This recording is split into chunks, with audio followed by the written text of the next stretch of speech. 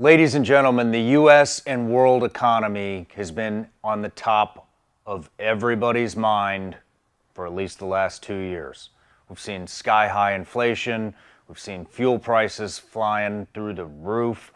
We've seen IRAs and stocks going this way, precious metals going this way, crypto going this way, housing market this way. So we brought in an expert on the economy. We brought in one of the top wealth strategists in the country. Ladies and gentlemen, please welcome Rob Luna to the show.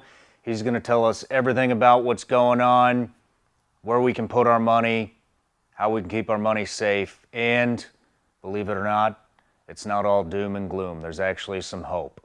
So, everybody, enjoy the show. And if you can, head over to iTunes and Spotify. Leave us a review. Let us know what you think of this episode. And if you would like, we got a pretty damn good newsletter coming out about twice a month.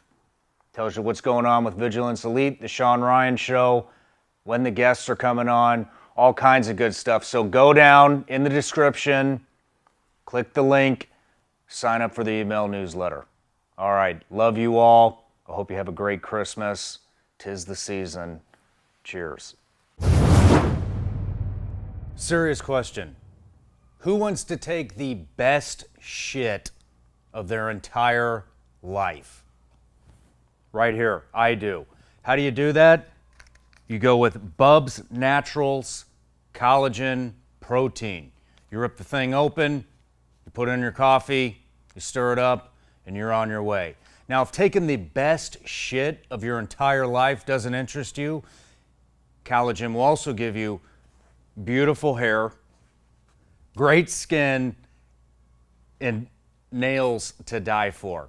So, and you'll recover a lot quicker in between workouts if that's your thing. So now that we got the good shit out of the way, get it? Let me tell you a little bit about Bubs the company. Bubs is a tribute company to Glenn Bubs Doherty, who was a Navy SEAL and a CIA contractor who died defending American freedom in Benghazi, Libya.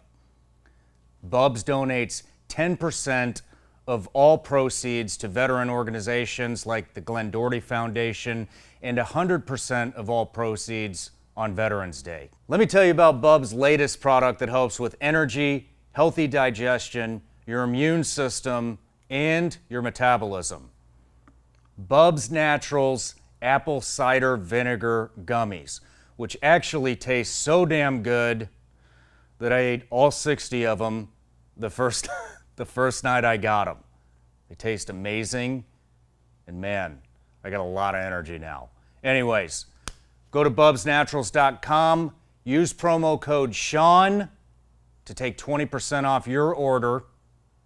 Thank you, Bubs Naturals, for being a sponsor of the Shawn Ryan Show.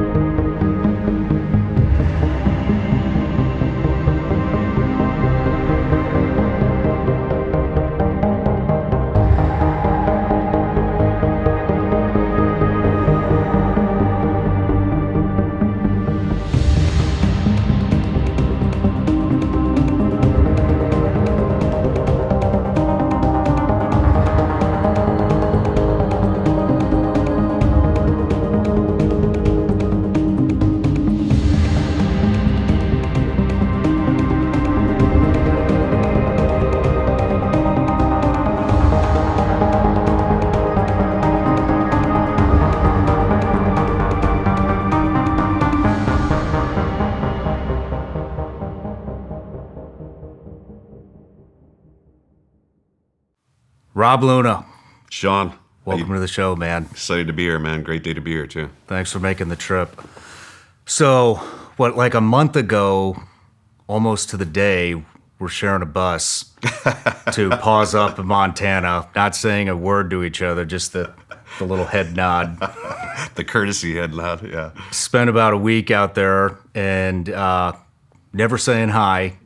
And sure as shit, now you're sitting here right in front of me on the show. Life works in mysterious ways, but I think like we both said, if we knew how much we had in common, we both had our wives with us on that trip, just a husband and wife trip. It probably would have been a bad thing. I don't think our wives would have liked that much. So it's a good thing we found out about how much we had in common after that trip, I think. Yeah. Small world. It is. We had that photographer. I checked his. I saw him post your guys' Is that what stuff. it was? Yep. Yeah, we took his class. Yeah. And I was like, "Who is this guy? He looks familiar." And then, I'm like, "Oh shit, he's one of the top wealth strategists in the country, and he's on Fox Business and everything else." And so, And you weren't too shabby yourself, so yeah. So Thank you. And quite honestly, Shawn, I am a little bit intimidated by all the accomplishments you've had in your life and how successful this show has been. And I want to make sure I don't screw it up for you, but yeah, super excited to be here, and hopefully I can give the audience a lot of value today. well, I appreciate that. Just for the record, I'm nervous too. I always get intimidated talking about things that I know nothing about, and the economy, inflation. That's not my strong suit. We'll get through it together. But just a brief introduction. So, man, looking into you, I honestly I thought we were just going to talk about the economy and inflation and investing and all that kind of stuff. And then I started researching you, and you grew up on the streets of L.A. Yeah. Sounds like you had a really rough childhood. Yeah. Had a very entrepreneurial type mind at a very young age to survive. Took a job as a stockbroker trainee. That eventually led you to Wharton Business School. Now you're a top-ranked wealth strategist, CEO of SureVest. You're on CNBC, Fox Business, Wall Street Journal, Bloomberg, Forbes, you name it. You're on it, so you're definitely overqualified. And I can't wait to dive into all this stuff. So, kind of where I'd like to start is your childhood. Yeah. But real quick, everybody gets a gift. I heard about these gummy bears. That's the one thing when I found you, I started here, and I said, I hope by the time I get there, he's not out of gummy bears. So I'm going to have you sign this, though. I don't think I'm going to eat this. Right I'm gonna on. put this up on my shelf. So Those are legal in all 50 states. So Good, you can good. take them back to California with you. yeah. But Thank you. yeah, I thought bears might be kind of fitting for this bear market that we're Perfect. in. Yeah, right? exactly. It's been pretty Dun, rough. dun. But so I like to start every show off with a question from my Patreon. Yeah. We have the Vigilance Elite Shawn Ryan Show community over there. I give them insight on who's coming on the show. Told them you were coming on, and I had a slew of questions. So if we do have time, I'd like to get like a second exclusive interview with you. Sure, yeah, just yeah. for Patreon. But Sure. this is from Justin Perry, and I actually have the same question. Okay. What percentage of total investment should be distributed amongst hard assets like land, gold, silver, precious metals, and how much in stocks and cryptos? He goes on to say that he's scared to basically invest in non-tangible assets because he can't hold them. He doesn't trust them. I'm with him Yeah, on that. yeah. I get intimidated by that. I feel like the stock market is manipulated. I'm even starting to see that. I don't know if you know about this, but there was a precious metals thing going on with nickel, and I think it was in England. Yeah, I heard something about it. Yeah. You know, it's a question that a lot of people have, and I don't want to shortcut it or dismiss it, but the truth is everybody's situation's different. When you think about hard assets, for example, raw land, the problem with raw land is it's not liquid. It doesn't produce any income. Over time, it does obviously have value, and it's good you can be able to hold on to it. But if you get into a situation where you have a 2008, 2009, or a situation even like we're heading today and maybe a potential recession going into next year, it's pretty tough to get rid of it. You're not getting paid to have it. And so if all of your assets are tied up in something that's illiquid, that's a little bit of a challenge. Where if you have, let's say when you talk about real estate, multifamily apartment complexes, for example, that's something you got people paying your rent every single month. You're going to have that cash flow. More than likely, that's not going to drop down as much as something like raw land. But I think what you have to figure out first when you invest is, what are you trying to accomplish? How much of that needs to cash flow to be able to pay your bills? How much are you just banking and you're setting away for 5 to 10 years? So, when people came into my wealth management firm, everyone's so used to me giving them the prescription, here's what you need to do, where I really have no idea what to recommend until I understand what people are trying to do. So, what I would say is first figure out where are you in your life. So if you're someone who's just retiring, I would first secure cash flow through things like bonds, high-quality dividend-paying companies like your Johnson & Johnsons and Coca-Colas, maybe some multifamily real estate, really safe, secure stuff that you can get a check from every month. And then once you've got that paid, then you can see, okay, well, what's left? So let's just say I've got $1 million and I've got 500 I need to distribute towards these cash flow assets, right? Now I got my bills paid for, I feel secure. Then you could start to take some risk with the rest of it. So if you want to speculate on some raw land, if you want to buy some cryptocurrency, if you want to have things like gold, if you want some more speculative stocks, that's what I always tell people to do. So I know everyone wants, put 20% in crypto, 20% in gold. But remember, we're investing because we're trying to either obtain a lifestyle that we don't yet have, and we're trying to invest for that, or we're trying to use our investments to secure our future, or to secure our current lifestyle. So that, and I don't think most people think about that. It's just a pot full of things that we think about but more think about what are you trying to accomplish. Create an asset basket that's going to first secure your lifestyle. Then you can be a little bit more speculative on other types of assets. What is your favorite type of investment? Yeah, I personally like private equity companies. I like companies that I know are going somewhere, that I can get in there. A lot of people like real estate because they can get in there, maybe fix something up, add value. I don't know how to even, hang a picture, let alone get in there and fix real estate. So I think it goes down to what can you add value to. So I think a lot of people can buy distressed properties, fix them up cheaper than a contractor could, sell them. For me, it's companies. I can go and identify companies that maybe don't have good management, maybe they're not using the right systems. I could add value to them. And I like businesses because business is cash flow. If you've got a good product, so if you're Coca-Cola is always going to sell Coca-Cola products. Procter & Gamble is always going to sell toothpaste. They're always going to sell paper towels, no matter what the economy is. And they're able, as we've seen, with an inflationary environment, they've done one or two things. They've raised prices or they've shrunk packages. Either one of them, they've been able to keep up with inflation, really about 150% of the rise of inflation. So it's a misnomer that stocks don't keep up with inflation. They're actually one of the best assets to do that. But the problem with stocks, Shawn, is people treat it like a casino. They treat it like gambling. And if you do it that way, it could be very speculative. But stocks over the long run have been the single greatest asset to invest in. There's been a lot of wealth created. And if you do it the right way, I think everybody should have a good percentage of their portfolio in the stock market. Interesting. You brought up people treating the stock market like a casino. Yeah. And that actually sparks a question for me. So you see all these people like me who don't know what the hell they're doing. Yeah. And they're on these things like Robinhood, Yeah, Cash yeah. App. I'm not on there, but That's good. you see a lot of them, and Yeah. it seems like it's like these mafias Yeah. of novice investors Yeah. just throwing money at whatever Reddit tells them to throw money. Yeah, right. What is that like?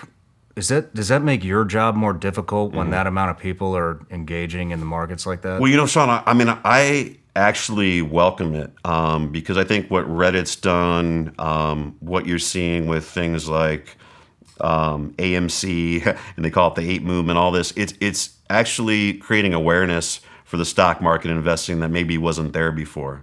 I think the information that's been out there prior to that is a bunch of talking heads talking over people. People don't really understand what's going on.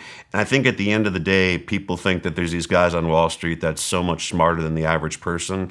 And that's really not true. I think the average person, if they spend a little bit of time educating themselves, can just do just as good a job as anybody else out there.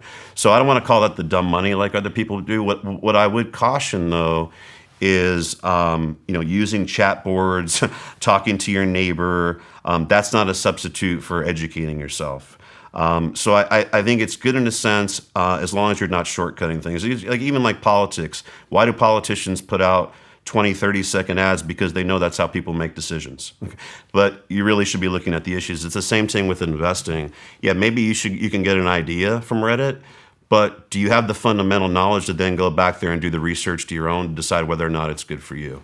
So I think it's good in a sense, but I also want to caution people out there that it takes a little bit more to put together a good stock portfolio than just a tip that you might get off of a chat board. Interesting. And I thought that would have been a big pain for you guys in this industry with all those people. But anyways, let's get into your childhood. That sounds... I love it when I see people that come from a childhood like that make it big like you have. I think it gives a lot of people that come from a background like that a lot of hope, and it proves that hard work and some drive will take you very far in life. Yeah. And so, where'd you grow up?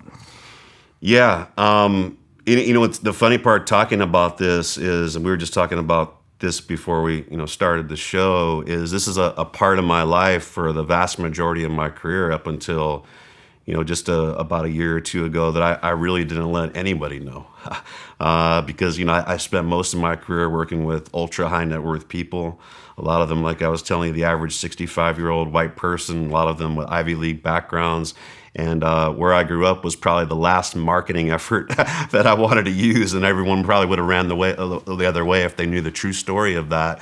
So now I've had a decent amount of success to where what I've found, just kind of by mistake, is by telling this story, it's inspired and motivated other people. So I'm kind of happy to share it. I grew up. Well, I was born in New Jersey originally, but moved out to Southern California when I was, very young. I grew up initially with a single mother. My dad kind of left at a very early age. The challenge was my mother was a drug addict. She was an alcoholic and kind of in and out of rehab. And I had this period of time, we were in New Jersey before we moved to California. Where I spent about 3 years living with my grandfather in a town called Westfield, New Jersey, which ironically is on, I think, a Hulu show right now. They're doing some show about it. It's blown up, a little town called Westfield, New Jersey, and it was kind of American dream type of town. I'm Cuban and Italian. My grandfather immigrated through Ellis Island. He was a masonry, and he actually started with his brother a gravestone business, making gravestones, kind of an unusual business, but bought a house in the 1940s, and able to give my uncles, my mom, a pretty good upbringing, but it didn't really work out too good for her. The reason I bring that up is I spent 3 years living with him when my mom was kind of in and out of rehab or just kind of disappearing, and from age 6 to 9, I still remember that. I really consider that my childhood, and that was kind of a really good point in time. But my grandfather died when I was 9. The house got sold, and brothers and sisters split up assets. And so my mom then moved us out to Southern California. She had a boyfriend out there at the time. And, as I said, hooked on drugs. What kind of drugs, do you know? Cocaine, primarily. Eventually got into heroin, vodka bottles all over the place at all time. Very, very abusive in pretty much every different way that you can imagine. Different guys in and out of the house. We lived in an area in Southern California during that time where 80s and 90s. Heavy gang violence. It really isn't going on there now, but just some of the stupidest shit you could imagine. Neighborhood by neighborhood, like just to put it in perspective here, like within 2 to 3 miles of a boarding neighborhood, because you were born in that neighborhood, there was these gang territories where there was drive-by shootings going on every day. People were being killed. I remember just about every 2 to 3 weeks hearing about either someone I went to school with or a friend being shot due to just senseless gang violence. I had a half brother who was out there at the time who was involved with gangs. Wound up being incarcerated for life in prison for triple homicide during that period of time. Triple homicide? Yeah, triple homicide. How old?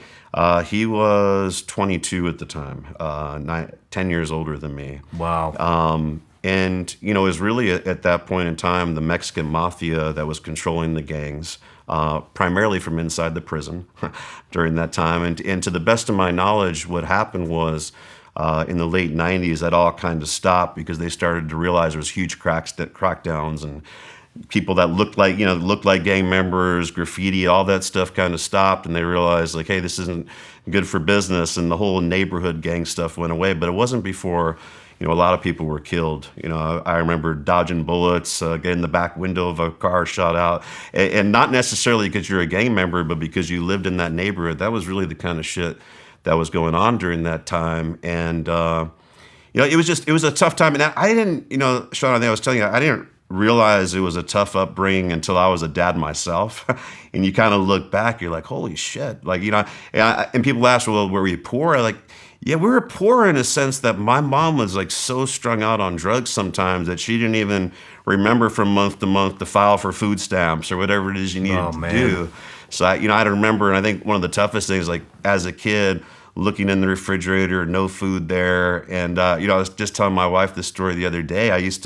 We'd go to McDonald's or Arby's and we'd get barbecue sauce, ketchup packets, and we'd eat those. So like, and I didn't think of anything, but it was, it was a pretty tough time. But, in the same sense, I think everybody has a path in life, right?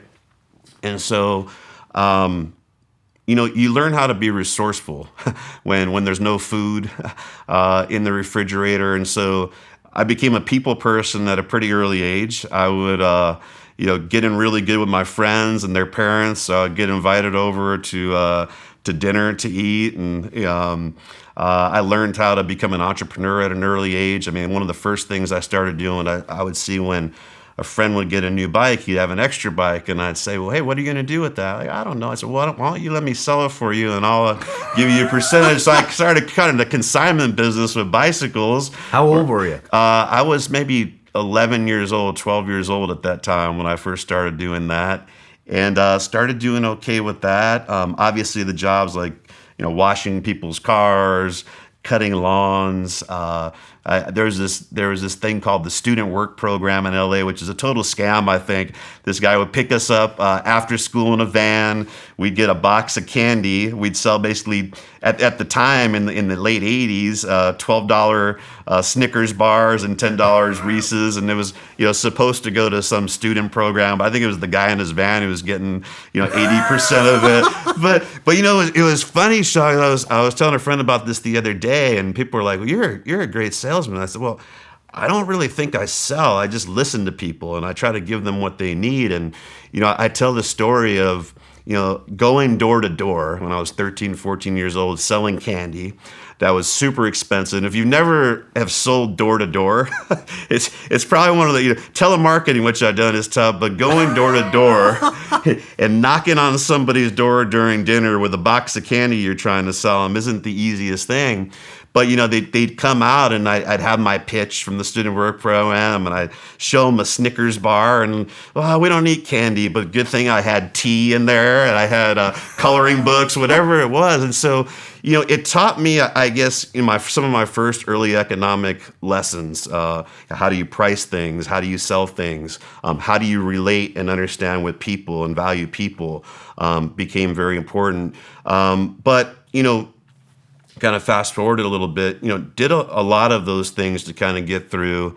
My mom was kind of in and out of my life. I slept on, I don't know, more couches than I could remember. I spent the last year and a half of high school living with my girlfriend's parents. So yeah, it was a pretty shitty life, I would say, being a dad now and looking back, and obviously like you are realizing, well, shit, I would never want my kids to go through it. But I don't regret any of it. I got involved with sports during that period of time, and it was really, I think, that provided me an opportunity to get out of this situation, because I think if I wouldn't have gotten out of LA when I did to go to college when I was 18, I'd either be in jail, dead, or I don't really know what would be happening. One story I never told, and this is kind of what was the catalyst for me to get out of Southern California. When I was 17 years old, we were at a high school football game, and kind of a big fight broke out after that, rival gang members and everything that I was kind of caught up in the middle of. And somebody there next to me, everyone was kind of fighting. It was like 50 people fist fighting at the same time. One of the guys who we were fighting with, somebody else who I knew from the neighborhood, an older guy, came and stabbed this kid like 3 times in front of me. Yeah. And I was like, shit. Like, first time I saw, I'd seen these things, but right next to me. And, everyone kind of ran at that time. We took off, and about maybe 20 minutes later, police, LAPD came, 10 cop cars, chopper and everything. And about 20 of us in front of a house got pulled over to the side. They took all of us in. I was 17 years old. They took all of us into kind of the holding tank and started questioning us one by one over about a 5 or 6 hour period of time. And at the end, it was myself and one of my friends left. Everyone else had been released. And I said, wait, what's going on here? When are we going on? I'm like, you're not going home. And they took us to juvenile hall. This is when I was 17 years old. This is in San Bernardino, California. And put us into, I'm like, what's going on? Well, we'll let you know. They put us into a holding tank. Woke up in the morning. They pulled us in. Put a red band on my wrist. I'd never been in juvenile hall, never been arrested before. And they said, you're going to go to Unit 8 because you're being charged with attempted murder. I said, wow. Kind of fast forward the story a little bit. The short of it was they were questioning. This kid had come by, identified. He didn't know exactly who it is, but he thought it was my friend or I who stabbed him. And he probably didn't know exactly who it was because what was going on. And, I clearly didn't do it. I knew who did it. But kind of the code was at that time, you don't tell who did it. Yeah. Right. And, this was a 23, 24-year-old guy at the time, and he would have been sentenced, gang member, had been in and out of prison. And you don't tell. And if you do, your family is going to be killed. You'll be killed. And so you'd rather just go to jail at that time. And so didn't say anything, just said, I didn't know who did it, and kind of took the rap and proceeded through the system. And then in about, 60 days, my public defender, they're great, they were able to get it down to kind of an assault charge with the misdemeanor, and said, hey, you're going to be on probation for a year. Do you want to take it? And I said, yeah, I want to take it. It's better than getting sentenced as an adult, which they were thinking of doing, and I would have never obviously been in the career that I'm at. So got released and went back, finished my last few months of high school, and my wrestling coach said, hey, I've got an opportunity for you to go out to Arizona, wrestle. I've got a job set up with you. Started at JC and go into Arizona State. And he goes, I suggest you take it. And I said, I think you're right. And, I took it. And, kind of the rest of the story is, we can get into. But well, let's go back real quick. Yeah. So growing up in an area like that, Yeah. I could, and being surrounded in that kind of an environment, I would think it would be really hard to find a positive role model. Yeah. Obviously, you found somebody who was that role model. Yeah, I think it was coaches that I had, a few different coaches during the time, my baseball coach, my wrestling coach. And a few people have asked me this in terms of like, who is that one person who really turned you around?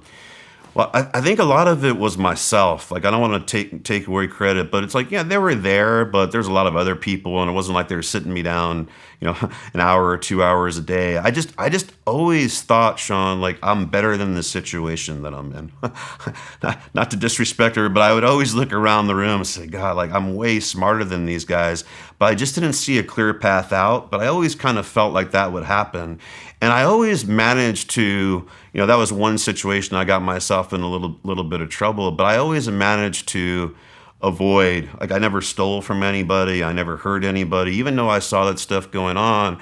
I always managed to just be a little bit too late to something or not show up. I always kind of keep myself in sports to just barely skirt those types of situations. But there was one thing after that arrest. There was a police officer, actually, that came to me, who knew me from the neighborhood. And just kind of what I always believed, and what I was telling you, that I was a little bit, just better than that, and that really wasn't where I belonged. He pulled me aside when I was released, and he said, "You got to get the F out of here." He goes, "You are too good for these guys. You are too smart." And he just said exactly what I told you. And it was the first time in my life that anyone had ever told me that.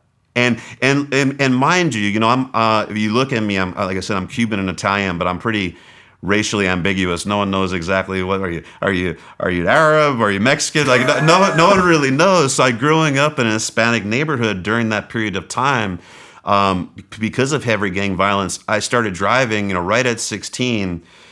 Between 16 to 17, I was probably pulled over in my neighborhood within a 3-mile vicinity 60, 70 times, normally at gunpoint. Wow. Because that's just what police did during that period of time, because they were afraid. Like, police were being shot at during that period of time.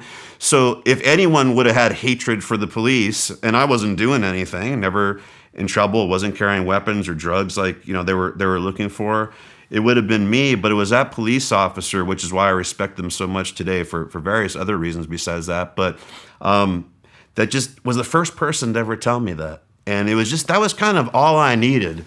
And so that's why us doing things like this, sometimes a person just needs to hear, you can do it. You're better than that. Yeah, because my parents, my father never told me that, who I saw a few times in my life. My mother never told me that. It was always the opposite. You're such a piece of shit. You're never going to be anything. That's what I heard my whole life.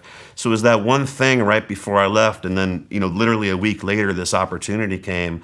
I took it, and just all that shit, I said, once I had an opportunity to get into the industry, I said, I'm going to be the best I can. I'm going to outwork everybody. I'm going to put everything into it, because this is probably the one shot I have in life to make something out of myself. And it wound up working out okay. Man, that's amazing. Yeah. That is amazing. Yeah. I mean, damn. But like I look back, and we were talking earlier, like everyone's got a cross, right? What you've gone through and other veterans have gone through, other people that have grown up in other countries, like you think of poverty in the U.S., go to somewhere like India or some of these other countries, and you see so everyone's got their own cross to bear, and I never look at it like, oh, poor me at all. And like I said, I didn't even realize it was bad till I was older, and I was like, shit, like I won't even let my daughter cross the street by herself, right? so I didn't realize it was that bad. But in the same sense, whether it was my situation or anything else, I think it's one or two things. Like, people could either use that as a catalyst, which is what I did, and I'd look at my mother and my family and my situation and realize, shit, I never want to do this in my life, and I'm going to do everything the opposite. And motivation, or you can use it as an excuse, right? And I think more people, unfortunately, use it as an excuse, and it prevents them from ever doing anything in life. And so that's why the only reason I'm sharing this now is because, I'm just hoping where someone says, well, yeah, that's me, or maybe I wasn't that bad, and maybe I can use that as a catalyst instead of using that as a continual crutch. I mean, now it's like people can't deal with any adversity these days. Like, they go to Starbucks, and instead of getting oat milk, they get almond milk in their latte, and the freaking day's ruined, So yeah. It's just like, that's why I share it, just to say, like, look, no matter where you came from, no matter how hard it is, if you let that be an excuse and you let that be the roadblock from success, it's definitely going to do that. Or you could use it as the opposite, to where I'm like, bear market. Well, shit, I've been shot at. I haven't eaten in a day. Like, losing 20% of my stock portfolio. I think I'll get past this. Like, the adversity I deal with today is much easier than the adversity I grew up with. Well, I'm glad we're talking about this, because you don't know what you don't know, and so everybody that is stuck in a situation like that right now, Yeah. and even beyond that, even Gen Z and a lot Yeah. of millennials think that the system's out to get them and they Yeah. can't buy a house, and Yeah. there's this huge movement now to just, if it's a little bit hard to get done, then let's just victimize ourselves Exactly. and come up with an excuse, and Yeah. and then to hear a story like that where you've made it completely out of that, and you're on the complete opposite end of the spectrum now. That's amazing. Yeah, well, I mean, yeah, I agree, and I think it's one of these things that our system, our government, has all wrong today, right? It's the old adage of teach a man to fish versus give him the fish, and we're so focused on giving people the fish that they don't know how to fish for themselves anymore. Yeah, and it's one of those things, just like when I was a little kid, I realized I was better than that situation. When I first started working, when I was 19, 20 years old in a real job, I remember people complaining about the rich and taxes and everything, and a lot of people were against people that were millionaires or whatever, and this whole movement of like, well, let's tax them, and I always said, well, no, I'm eventually going to be there.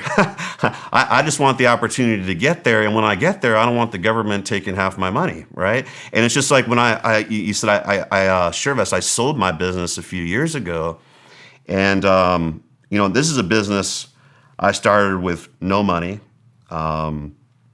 I worked out of my bedroom. I couldn't afford to rent a place. I worked out of my bedroom.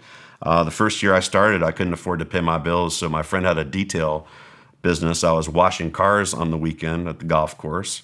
I was doing different jobs. I was buying stuff and selling it on eBay. This is with a college degree, and I was a stockbroker at the time, but I couldn't afford to pay my bills. I had credit card debt at the time. The reason I tell you this, but I built this business up to where I sold it for several millions of dollars. And when I saw the check that I had to write to the state of California and the federal government, oh man, like I just couldn't believe it, because they were never there for me the years where I couldn't afford to pay my bills. And then when you see what they do with the money is even worse, right? Yeah. And so, yeah. Yeah. So now you're looking to get out of California. So now, yeah, that's where. Outside of obviously doing your show, we're looking at some real estate while we're here this weekend because, I can't continue to pay them the money I can, and you can't even send your kids to the schools. You don't even feel safe on the streets anymore. I talked about gas over there being almost $3 a gallon more, with half of that just going to special interest taxes. It has nothing to do with the price of a barrel of crude oil. It's about special interest in California, capital goes where capital is appreciated, and I think the state of Tennessee gets it a little bit better right now than California does. We'd love to have you. I'm not going to lie. I was a little worried when the last couple of years I've been worried seeing all the people from California moving here. Yep. But well, so I won't import California politics. We're just taking all the best ones and bringing them over, so it's working out pretty damn good, to be honest with you. But let's go back to school a little bit. So you went to Arizona State. Yeah. Did you continue on with that entrepreneurial mindset? Yeah, I went to Arizona State. I started with a firm called Waterhouse Securities. They were a New York-based firm out in Arizona during the time. Worked for them while I was going through college. They then were bought out by TD Ameritrade, and they moved their operations to California. And I actually bought my first home in a place called Mesa, Arizona, when I was 19 years old in college. 19? I was 19.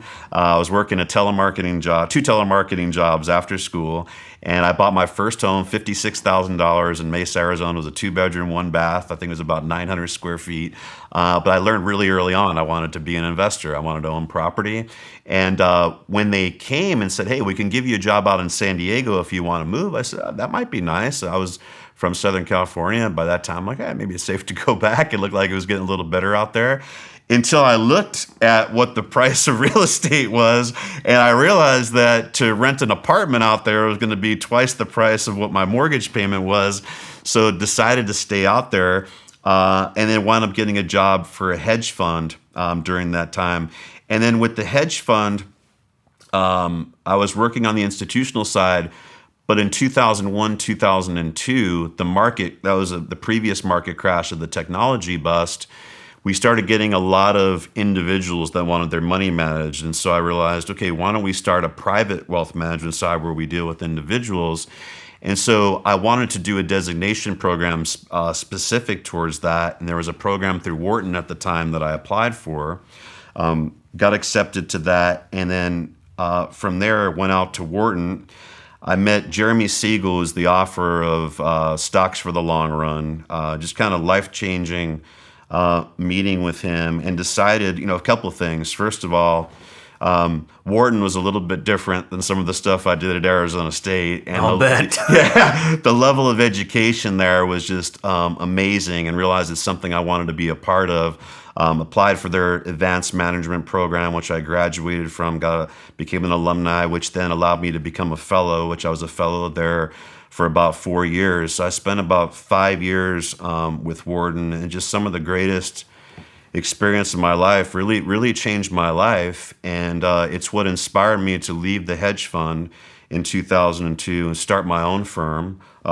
First year wasn't that easy, but ultimately wound up being a success of mine. And then towards the end of the firm, went back to school again, did a dual MBA program in Singapore and in California, UCLA Anderson, the National University of Singapore, where it was an executive program where I took my business into the classroom, built it up, learned how to scale it, and left in 2016. We were growing 10-12% a year.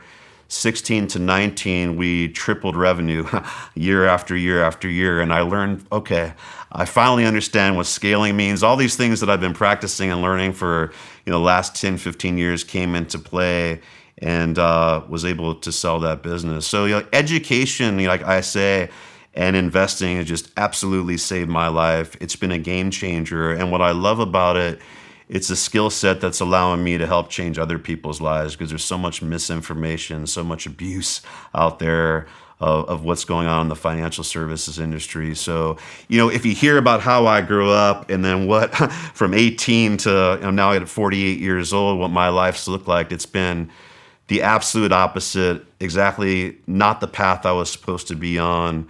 But tremendously blessed. And as we're talking, I'm now at a point in my career where I'm looking to give back, and kind of, there's no such thing really as true altruism, I guess. It's not that I don't get paid for what I do, but I'm able to work with someone, whether they've got $2 or they've got a bunch of debt now, to where whatever it is they have to, kind of give back and help other people, put them on the same path that I was able to fortunately find myself on. That's got to be pretty rewarding. It's amazing. It's really good. I mean, some of the things we're doing today, and I've got another analyst that works with me. He goes, I just helped a family open up their first brokerage account with $200, and I feel better than some of the things we've done with families for $100 million plus that we've been managing for the last 15 years. It's much more rewarding. Wow. And I agree with that. That's awesome to hear. Yeah. So you basically built your business in school? I did. Well, so I built it about 7 years before I went to school. But, it's one of these things where I always tell people it's pretty easy in the U.S. to take a business and go from zero to $1 million. Like I hit $1 million, my first $1 million in income in my early 30s. And I just did that by just busting my ass. Working 7 days a week, calling people all the time, bugging people, showing up 5 minutes early at everywhere, staying 20 minutes later, where I think if you just bust your ass and work hard, because fortunately for people who want to do that, most people don't, you stand out in a sea of mediocrity, right? And you're able to do pretty good, and you can just get yourself there. But to take your business past that, like I said, I hit that ceiling about 7 years into the business where I couldn't grow, because I couldn't scale. I couldn't get beyond myself. And I didn't necessarily create a business. Like a lot of people, I tell them, I really just bought myself a job. I probably could have been doing the same thing at Merrill Lynch or UBS. I wouldn't have been able to do it under my own terms. But it wasn't a scalable business. People were buying me. And so the problem was I couldn't spend any more time with anyone else. I was maxed out. I couldn't work more than 12 hours a day, 13 hours a day. I couldn't work more than 7 days a week. And that's where I really got frustrated, is like, how do I get to that next level? And so a lot of people were confused, because I was 38 when I went back to school. Like, why are you doing an MBA, spending $150,000 in another 2 years? And I said, because I just don't know how to. Everyone keeps telling me scale. That's like the buzzword, scale, scale. I don't know what that means. I'd been out of school for a while, and I learned a little bit about an Wharton, but I said, like, I need to spend a little bit more time in the classroom, focus specifically on this. And so I looked for programs. And so this was an executive MBA where you had to have at least 10 years of work experience in it. And so it was really geared towards people, to where the last 3 years of my business, I basically went into the classroom and took my business model, pressed other students, pressed professors, and got them to help me rework a plan to really learn how to scale it. And once I implemented that, I was able to see just tremendous growth. How do you hire? How do you create systems? How do you create processes? And as I said, like, I was growing 8-10% the previous 4 or 5 years. We grew 100% year over year over year to the third year until we were bought. And, I worked with entrepreneurs during that period of time as clients, and I started implementing those same things into their business. Saw someone's business go from a $5 million valuation to about an $80 million valuation in 2 years. And I realized, shit, I've got something here. And so for me, when I sold to a publicly traded company, so you get the big, when you're selling, whenever I tell people, when you sell your business where, let's say, $8-10 million and above, it's not like Joe Blow, the accountant, coming in to do the due diligence. They're sending the big accounting firms in there. They're doing heavy due diligence, a publicly traded company, turning over all rocks. And when they bought my company from me, I could help other people, sell businesses. But when you're doing it yourself, it's a little bit different, right? When they're checking under the hood, when it's your money that's at stake. And I was 100% owner of the business at that time. When I sold the business and I saw what I was able to do, and this was in 2019, that was really the validation to where, okay, I got to figure it out now. I know what I'm doing. I've done it for other people.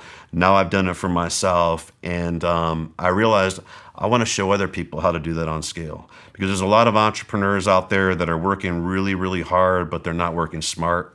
There's things that they can do to change it. And it's the same thing with investing, Shawn, and why you ask about this Reddit movement.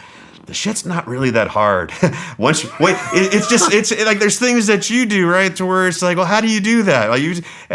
It's really not that hard, but our industry, big consulting firms like Accenture and McKinsey, everyone wants to keep this stuff a secret so they could charge people thousands of dollars a year. But it's like, if you're willing to work with me and put in some effort for a year, 2 years, your life will change. And because you're going to learn off mistakes that clients of mine have made, I've made for 20 years. I'm an alumnus of 4 different schools that I've gone through to create this roadmap. Shit, I'm going to be 50 in a couple of years. I wish I would have learned this 20 years ago, but at least I finally got it, and now I'm trying to teach younger people how to do that themselves. That's awesome. Who can you say who bought your company? Yeah, the company's called CI Financial. So they were a Canadian company at the time, traded on the Toronto Stock Exchange. They wanted to get into the U.S. market, and they were going to do that through M&A. So I was the first business they bought in the U.S., and they kind of used that and scaled it up. We were just under $1 billion, and over the last 3 years, they've scaled it up to they're about $150 billion in the U.S. And they're now they went public on the New York Stock Exchange about a year and a half ago, also. So very fast growing company. Wow. Yeah. How did you get that deal in front of them? Yeah, so and it's everything. I'll tell you, like, one of the keys to success, Shawn, just like how we met, is relationships. You could be the smartest person in the world, but if you don't have somebody that's willing to open a door for you, it's not going to really mean anything to you. So going back to Wharton, Jeremy Siegel was involved with a company called Wisdom Tree. It's a big ETF fund, which is like a mutual fund type of deal.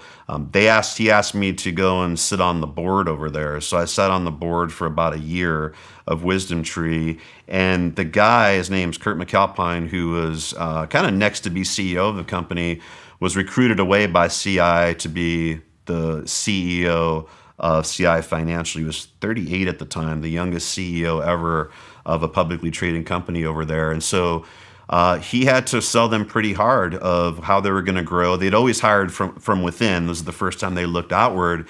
He said, "I'm going to grow your business into the U.S. and we're going to grow and scale the RIA business, which means Registered Investment Advisor, which are firms that give advice for a fee." And he said, "I'm going to grow and scale that business." And 2 weeks after he was hired, from what he tells me, I was the first call that he made here in the U.S. And he said, "Hey, I want to talk to you about something." And we sat down, and I had no idea who the hell CI Financial was, but going back to why I like investing in businesses, I like people. I invest in people, and I knew Kurt was going to be a rock star. And so my bet was on Kurt, and kind of went in and sold to him. I said, "Hey, I'll give you three years, Kurt. I don't know that I'm going to survive well in the world of publicly traded companies, but I'll give you 3 years," and wind up selling to him. And it's been a good run, but I've realized I'm not a publicly traded kind of guy. I'm an entrepreneur at heart, and so next month will be my last month there. Was it hard for you to sell your baby like that? It was and it wasn't. It wasn't, Shawn, because a couple things. I realized, even though I was able to grow the business exponentially for the last 3 years, I realized there was a lot of legacy issues that I didn't like. And I also realized in that business that we were overcharging people, right? I realized as I was able to scale, these certain things can be done a lot more efficiently, a lot leaner than what we were doing before. And at the end of the day, what I wanted to do was create a system and a model that was way cheaper than what we were doing. But the problem was, if I'm going to charge 20 to 30% less, 20 to 30% of what I was charging, but my cost structure to advisors, for example, is way higher than that. Well, I can't charge my top line less than what I'm paying my advisors. That's not going to work. So I had set up a business model that I was pretty much trapped into. And so when they came along, I said, this is probably a time to get out. And I negotiated, obviously, to where I said, if I could just get enough money to kind of take care of myself and my family, spend these 3 years, that'll allow me to then go and maybe not build the business that I had, but the business that I want to build. And that's kind of what this gave me the opportunity to do, because I just think the traditional wealth management model, the way Wall Street does things right now, it's just broken. It's too expensive. It's too slow. It's not giving people what they need. But it's kind of hard to disrupt yourself, right? You got to be able to feed yourself. And so it was kind of the right opportunity to allow me to kind of get out of a model I didn't believe in any longer. Interesting. Very interesting. Let's take a quick break. Yep.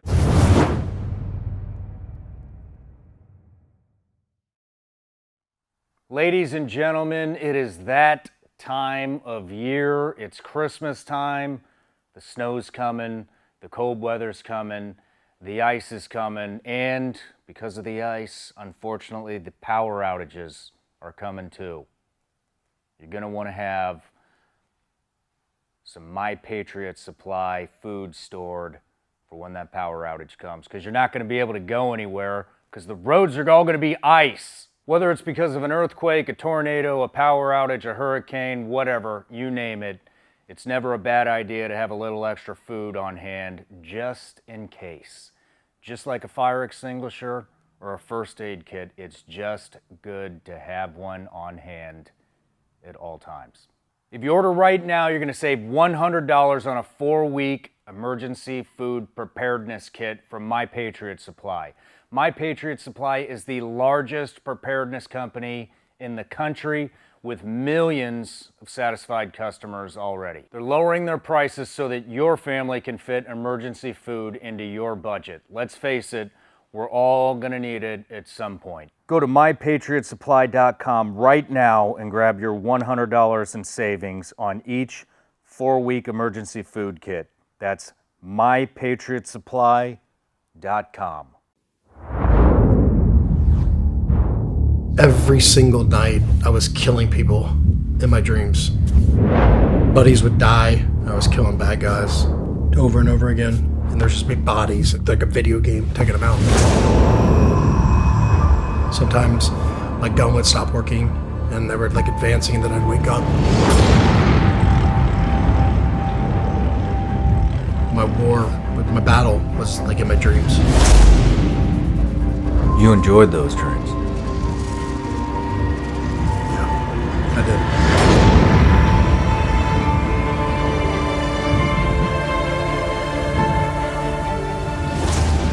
I took a shot on a guy. He was reaching for his AK. It felt different than the other ones. So we go to his little computer. He's got KBR contractors, truck drivers from like the Philippines, staked on the side of like this highway in Iraq. A huge roadside bomb, and I remember going out to the Prime Minister wanted to go out there and look, and I remember just seeing like shoes lining the streets and the people blown out of their shoes.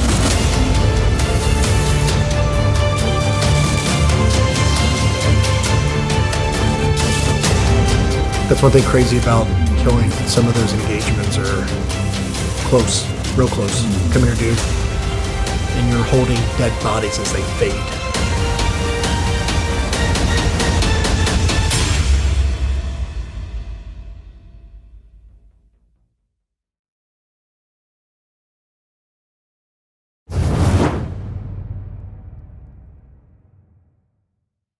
All right, Rob, we covered a lot of your background. I just had a couple of questions. Yeah.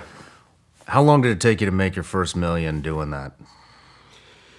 My first million in the industry is I started my early 20s, probably about my first year I made $1 million, I think it was 32. So probably about 12 years. 12 years? Yeah, 12 years. And, and that's another point. I think it was a tough industry, but I think there's a lot of tough industries to where I think people give up a little bit too soon on things. I've got a buddy who I always talk about. I use him as an example, unfortunately, but he was in that same training class at Waterhouse that I was in. We had the same opportunity. But when things got tough in 2000, we weren't making any money. He decided to leave the industry and do some sales job. I forgot where, but I didn't talk to him in a few years. And then it was, made public when I sold my business. He called me up and to congratulate me. He said, "You know what, man? I wish I would have stuck it out. I wish I would have stayed in the industry." And he said, "I made a mistake." He goes, job hopping, this to that, to this to that, trying to catch the next trend, selling solar, doing all these things. And he said, "Dude, I'll be lucky if I could even pay my mortgage this year. I barely scraping by." But it's two situations. We both had this, and he had a pretty easy childhood, unlike me. And maybe that was part of the problem, right? That things were a little bit too easy. But it took me. I tell people, before I knew what I was doing as a financial advisor, and before I made any money, it was over a decade that I had to stick through it. When you hit your first million, did you feel this huge sense of accomplishment, or was it, "That's great, let's get back to work"? Reason I ask is because a lot of high performers, a lot of very driven people, I'm one of them. Yeah. I never take the time to celebrate the wins. Yeah. It's always, I'll get all pissed off about the losses. But I never take time to celebrate the wins. It drives my wife crazy. As you said that, I'm thinking my wife's trying to get me to change that a little bit. I'm just trying to remember back how I felt and give you an honest answer. But yeah, to that point, I don't think so, because my whole idea is where I knew where I wanted to go, and I was still so far. And one of the blessings and curses about my business, I was working with people that were worth hundreds of millions of dollars, right? Yeah. So it's all relative to where, like, I made $1 million, but that's not even this guy's tax bill last year was $3.5–4 million bucks. So yeah, I never consider, and today by no means do I consider myself wealthy. So I just say that because people want to know, like, how, for some reason, that's the mystery number. How long did it take you to get to $1 million bucks? I think I was 31, 32, so about 11 to 12 years before I made my first $1 million. Okay. Yeah. When you started, how were you getting in with these people? Yeah, so great question. So when I first started in the industry, they told me, Shawn, was write down a list of all the people that have money, and then and give them, that's the truth, God's honest truth, and give them a call and see if they'll invest with you. So that took me about 14 seconds to act like I was going to write something down. No, I didn't. So I started cold calling. I started calling people out of the yellow pages back then when people used to do that. And I brought a few clients on. But I think going back to relationships, I had one opportunity, a guy named Anthony Pinto, early on in my career, my first year. He was a CPA from Brooklyn. He was out in Arizona at the time. And met him and asked him to manage some money for him. Didn't even know he was a CPA at the time. And he said, yeah, told me what he did. He said, look, I'll give you one of my accounts and one of my family's accounts, and you manage it for a year. And if you do a good job, I'll then refer you to some of my clients. And people don't know, for financial advisors, the best place to get business or referrals is from a CPA, because the CPA is looking at how much money they make, what type of things they should be doing on the investment side. And a lot of people trust their CPA. So if a recommendation comes from him, it's usually pretty good. So I credit Anthony, this was back in 02, 03, for really kind of putting me on the map with my first million dollar types of clients. Before then, I was working with just about anybody, 20 grand, 30, whatever it is you wanted to invest, I was doing it. That was my first time. That I was excited about because the first time someone gave me $1 million to invest, I was like, shit, okay, finally. I was 20 something years old and I came from nothing, and I said, okay. And that person is still a client today. I think she's 81 years old now. She's been a client of mine for almost 20 years, and she is out in New York. My wife and I just went and had lunch with her out in New York a couple of weeks ago. Just a great woman, and that's what one thing you got to just appreciate, the people that gave you your start. And so, yeah, without her and people like Anthony, it never would have opened the door. And it's just one of those things that's like, what is it, Roger Bannister, once he broke the 3-minute mile or whatever, all of a sudden everybody started to do it, right? No one believed they could do it. So once I broke that million, that gave me the confidence to where, oh yeah, my minimum's $1 million, of course. So just $1 million plus client came, and then it was $5 million minimum, $10 million. And when I finished, it was $25 million minimum just a few years ago. Well, coming from the background and the childhood that you came from, were you intimidated by the ultra wealthy class? Yeah, I was super intimidated for probably the first 13 to 14 years. And I had, especially when I made that first $1 million. And so I guess now that I'm thinking about it, I had imposter syndrome, right? I was thinking like, I shouldn't be making, you start guilty. You're like, am I telling people the right thing? Am I putting them in something that I shouldn't be? Like, I really started worrying about like, why am I making $1 million? So when I never really congratulated myself. I was just worried that it could end, because I knew where I came from and I never wanted to be poor again. And again, I was dealing with people that were just so far away from what I grew up with. They're out of my league. And so outside of learning finance, I was going to First Growth wineries, and I was learning about fine art, and I was learning how to tie a double Windsor knot. And so I was trying to immerse myself into that culture. Yeah. And so with a genuine interest, and I wanted to learn it, but in a way you feel like a little bit of an imposter. And quite honestly, I started to learn so much that I had people that were 65 years old coming ask me about what wine to buy when I was 30 or 31 years of age. So yeah, I mean, I felt a little bit guilty, a little bit worried, but then and definitely intimidated until I became an alumnus of Wharton. And so that's why I even Wharton doesn't need any money, but I give them money just because they bet on me, right? They gave me a chance. And then I even bought the big book, right, for Wharton the year that I got alumni status, and my name was in there.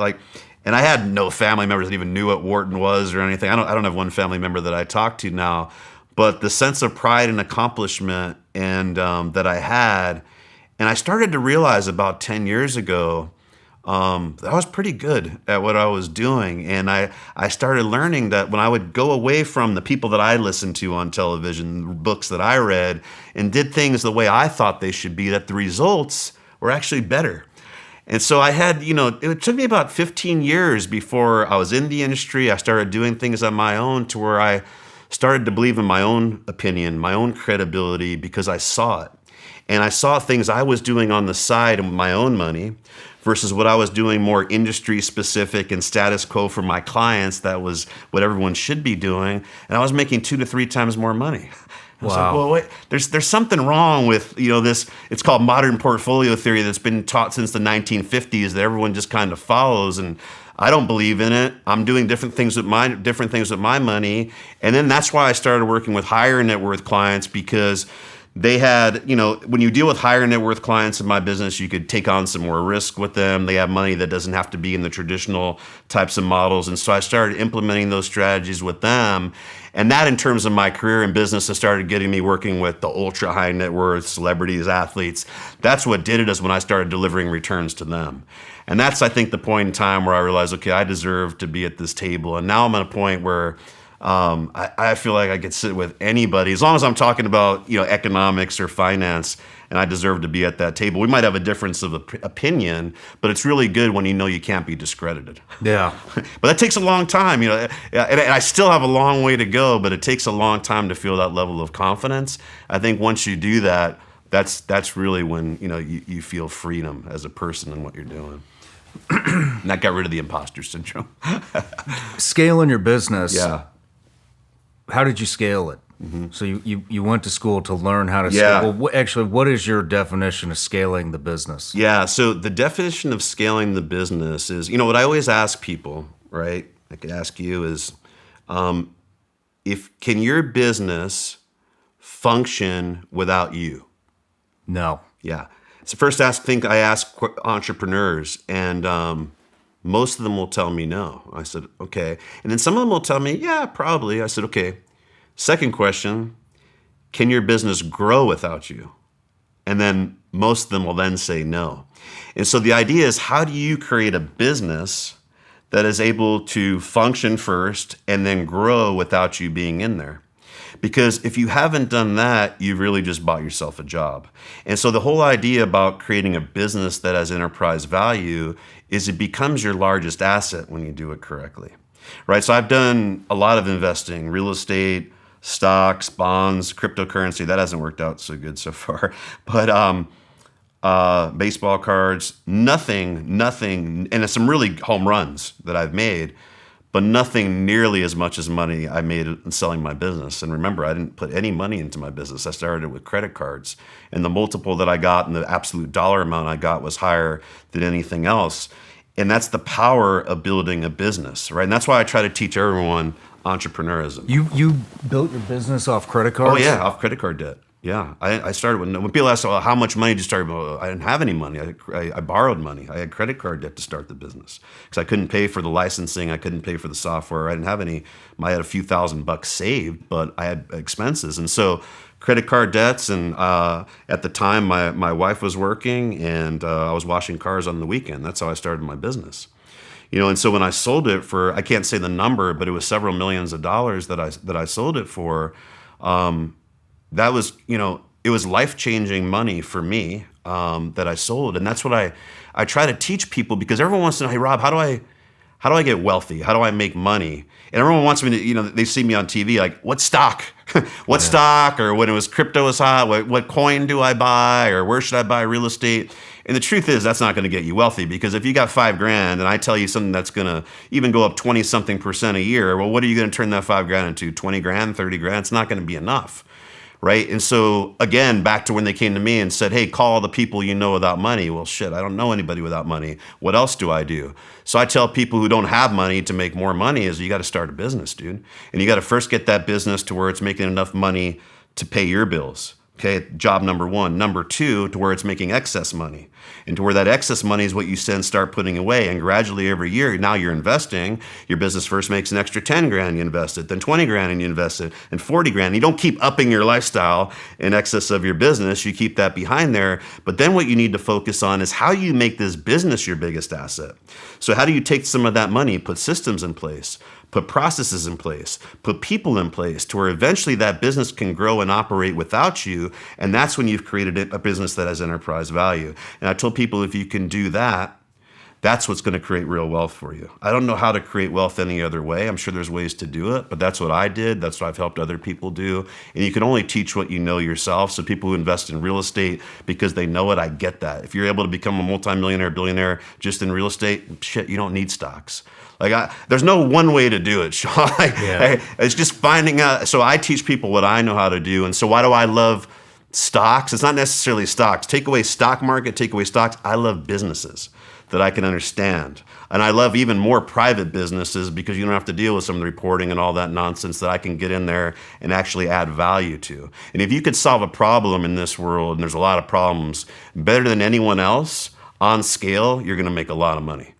And then that's really what a business's ultimate goal is, whether it's your business or a manufacturing business or an advice business. It's about solving a problem better than anyone else and making a bigger impact in people's lives than anyone else on scale. That's what we're all trying to do. Yeah. I mean, I've been trying to scale my business, but I can't find somebody to conduct these damn interviews. Yeah. But well, there's other ways to do it. We can kind of talk about that. Right? I would love to talk to you about that. Yeah. So what did you do to scale yours? Yes. And with scaling, it sounds like that's relinquishing a lot of control, which is very hard to do for entrepreneurs. It's the toughest thing to do, especially when it's an advice business. Right, because what people, especially early on, what people weren't buying is, like, I could have been at Merrill Lynch, Morgan, like, people don't give a shit about that. People were buying Rob Luna, they were buying me, and at the end of the day, people buy two things: who they like and who they trust.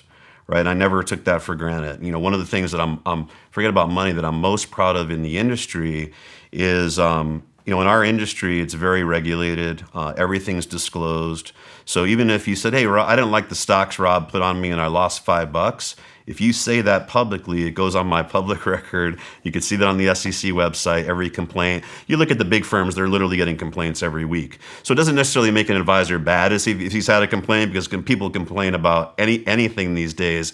But in 25 years of being registered, I never had one complaint. That's through 2000, 2008, 2009, where shit went down, because it's about under-promising and over-delivering.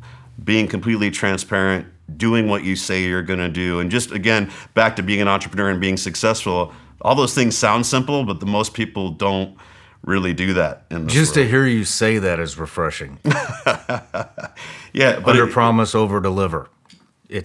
Nobody has that concept. nobody, anymore. and especially, like, I don't know, like, my wife and I have been talking, like, since COVID, it just seems like, I don't know if, like, people's brains got messed up, but it just seems like the last 2 years, every business I deal with just got progressively worse, and the bar is set so low, which is good news for entrepreneurs, because there's more problems than ever that have to be solved out there right now, and there's not a lot of people, it seems, apparently, that are able to execute on them. They've all victimized themselves. Yeah, they're all, exactly. They're waiting for the check to show up. But another question, just I'm curious. Yeah. We all see social media. We see the Lambos, the Ferraris, Yeah. the private jets. Yeah. I have all of this. Look Yeah. at how magnificent I am. Yeah. You get to see behind the curtain. Yeah. You get to see behind the curtain. How many people, like when you wrote down all the people that you knew that had money, Yeah. if there was any, Yeah. how many did you call or have you called along the way where you thought, oh man, this person's crushing it? Oh, and man. Turns out it's all debt. Yeah, you know what, Shawn? It like you said, in my business, I get to see everything, because if you're going to work with me, you got to show me everything. You got to show me your tax returns. You got to show me your assets, your whole balance sheet, and your whole life, or I can't really help you. And so, especially when I was younger, what did I do? I chased after the people that looked wealthy, the people that had the nice cars, that had the nice whatever it was. And at the end of the day, and look, you can't overgeneralize everything, but I'll tell you this: a lot of my wealthiest clients drove Ford pickup trucks. They paid cash for their homes. They didn't have fancy cars. I mean, I drive nice. I like nice things, but you can't, from the outside in, determine, because that person might be one Lambo lease payment away from going bankrupt. And I've seen that. I've seen that from time to time. So there's just I've learned a long time ago, you look at some of my clients that are literally worth 300-400, one that's worth $800 million, and you'll think he's just, he could work at Costco, right? You just don't know. So it doesn't, and everyone's definition of success, what wealth is, what matters, is completely different. What's it mean to you? It means choice. It means having choice. I mean, that's what money provides is choice. And I think the thing about wealthy financial freedom for me is having choice, because I grew up with no choice, right? Like I didn't, I had to create my own choice, feed myself, get myself into a better situation. I just took what was given to me my whole life. Right. And so, and that was even like the last thing when I sold my business. Like I even, early on in my career, I had to work with people I didn't like. I couldn't stand. I didn't agree with, right? Because I didn't have any choice. I had to pay my bills. So we do shit. And the good thing for young people, like, look, pride's a good thing, but sometimes you got to swallow your pride to pay your bills, especially if you have kids. You got to keep a roof over their head, right? And so I've done a lot of things in my life that I didn't want to do. But with financial freedom, like now I don't work with people I don't like. If I don't like you, I'm not going to work with you just because you're going to make my fucking life miserable, and it's just not worth it, right? No dollar amount. And that's true, Shawn. I mean, a lot of people are like, oh, bullshit. There's not. Yeah. Because at the end of the day, the other thing I've realized, like I've said, I'm nowhere near worth hundreds of millions of dollars. Like I'm okay. But what I've realized is, once you hit a certain amount, like say you got 15, 20 million, not that's a lot of money, right? But 15, 20 million, like you're not doing stuff different than someone with 400 million or 800. It's just a lot more zeros, right? And I don't care about a lot more zeros. I just care about, I want to live where I want to say what I want, I want to be around people what I want to eat what I want to wear what I want to shoot what I want to do whatever I want to do, and not have to worry about backlash that I won't be able to pay my bills or anything like that. Yeah. That's to me, that's what wealth is to me. I think that's a damn good definition. Yeah. And sometimes it changes. I used to like Ferraris. Like I'm selling a Ferrari. I'm done with them. I don't like it. I'm more into trucks now and land. That's why I'm out here, I used to be really into hunting. Now I'm coming back. It depends on where you're at in life, right? Yeah. But and that's what I tell people that I worked with. And I don't care what your definition of wealth is. You tell me what it is to you, and let's get there. Let's forget what everyone else is telling you to do. Right on. Yeah. What for everyday investors? What are some of the mistakes that you just keep seeing over and over and over? What are the most common mistakes that everyday investors make? They have no plan. Right, that's the biggest thing, Shawn. Is I was saying earlier, you should be investing with purpose. Like every dollar that you invest should have a very specific purpose. It should have a time frame associated with it. It should have a rate of return that's associated with it. Whether that's a piece of raw land that you're looking to buy for $100,000 now and sell it 15 years for $300,000. Or it should have an income stream associated with it. So when I'm buying a bond, I'm buying it for that coupon that it's paying me. Or I'm buying an apartment because it's paying me rental income every month. People don't have a plan. They don't have, when you hear an investment portfolio, like a lot of people say, I have an investment portfolio. Okay, well, what does that mean? What an investment portfolio should mean is a group of assets that are strategically working together to achieve one common goal. And that common goal for most individuals should be to support their lifestyle, right? And so what I try to get people to do is first focus on where are you at today, right? Everything. Do you have debt? Do you have some money in stocks? Do you have some money in real estate? I got to understand that, figuring where you're at, and you should figure out where that is. And then let's paint your ideal lifestyle. What do you want that to look like? Do you want a house of 5 acres, or you want a brand new truck every 5? Let's paint what that looks like, and let's quantify that, right? And so when I can quantify the dollar amount that it's going to take to get there and support that in terms of cash flow, and I see where we're at right now, that leaves a deficit. So it's just called reverse engineering. And then I know, based off of how much I could save, how much I could realistically earn, how long it's going to take to get there. And so everything that I start investing in has the strategic purpose to get me from A to B. Okay. Because I'm investing for financial freedom. I'm investing for because I worked with a lot of athletes who had the money they needed by the time they were 30. So I hate the word retirement. I call it work optional. I'm investing to where I'm working because I want to work, not because I have to work. And I think that, back to the definition of freedom, I think that's what everybody wants. They want to work because they're doing stuff they like being involved. And I could tell you, Shawn, like most successful people, they cannot retire. They can't retire and just sit around and do nothing. I'll always be working and doing something no matter how much money I have. So I think for going back to your question, I'm sorry, I got off topic a little bit, is you got to create that plan. And if you don't know how to do that, that's what you got to find an advisor to do. And you don't need to find a good certified financial planner out there. Tell them that's what I want to do. Help me quantify what that looks like. And that's the roadmap you need to get on. And you need to start investing towards that. And that'll kind of tell you how much in real estate, how much in stocks, how much of those things that you need to do. So the biggest mistake is people don't have an investment portfolio. They just bought a bunch of different shit and they're hoping it goes up. Yeah. Like there's no strategy behind it. So that's the mistake, is they're investing in things that aren't consistent with what their goals are. That makes sense. Going back to land, I'm kind of bouncing around here because I just have somebody who want to pick your brain. But at the beginning, I asked that question about tangible versus non-tangible assets, and I did get into the crypto game. Way late. Yep. And a lot of people do. Yeah, and it didn't work out for me. Yep. And I don't know anything about the stock market. When I see the things like AMC and whatever the other ones were, back when they were whatever the short. That makes me very skeptical. Sure. I can't touch it. I feel like the market is super manipulated by the world banks and stuff like that. So I like precious metals. I like land. I like houses, property. Not that I have a ton of it, but that's just. And when I think about land, we talked about how it's not a liquid asset. Yeah. But what I do like about land is you could put a house on it, you could rent it, you could farm it, you could rent it out as a hunting complex. You could. There's a lot of different things. You could try to flip it. You can hold it. With a stock, I feel like I don't have any options. All my options are either to sell or to hold, and that's it. Yeah.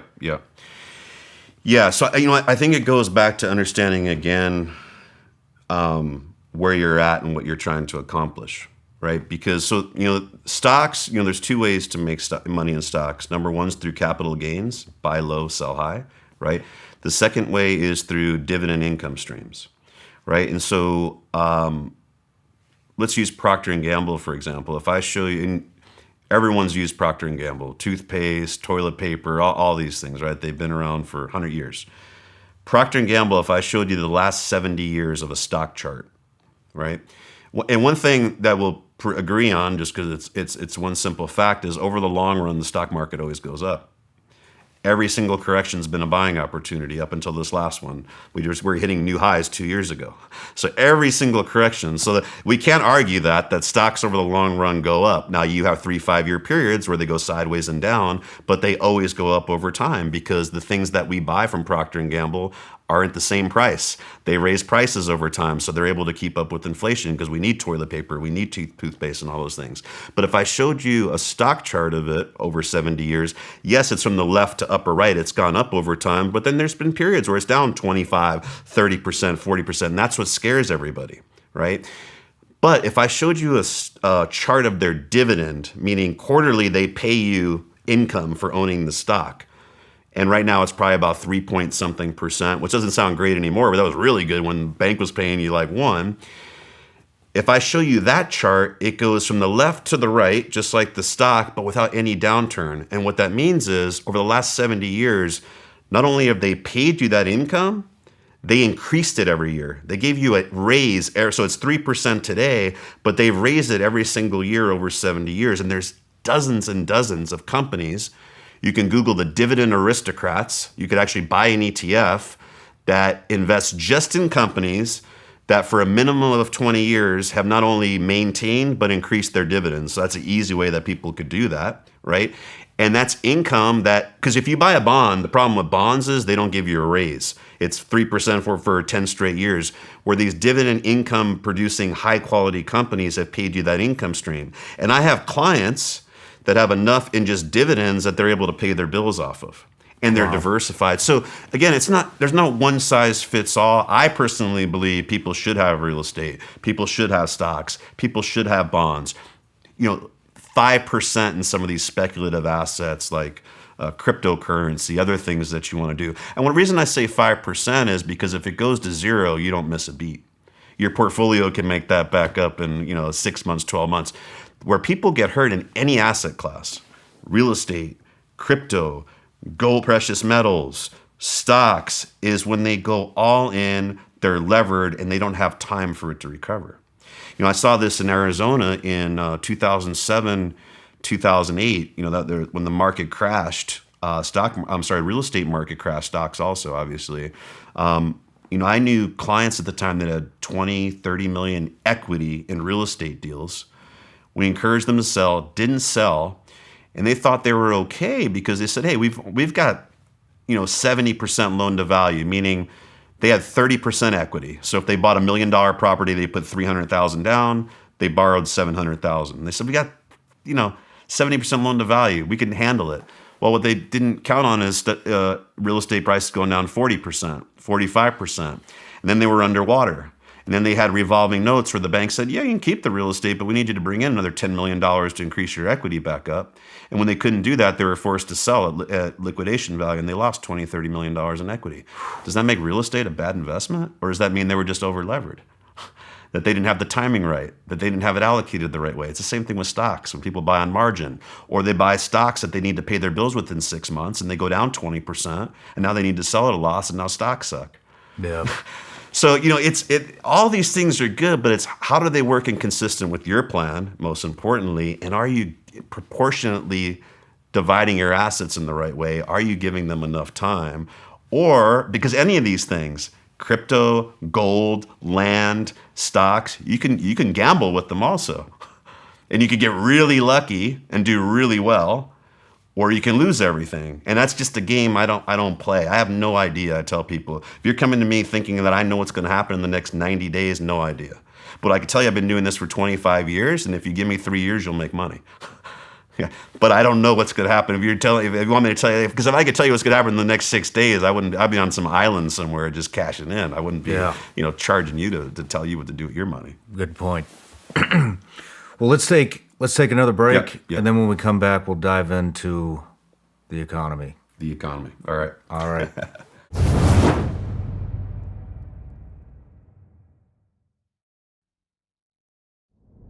So you're the scientist that developed this solution to the carbon footprint. You can see it disperses just like, I guess, cream into coffee. So you take this solution, you spray it on a plant, and it does photosynthesis a couple more hours a day.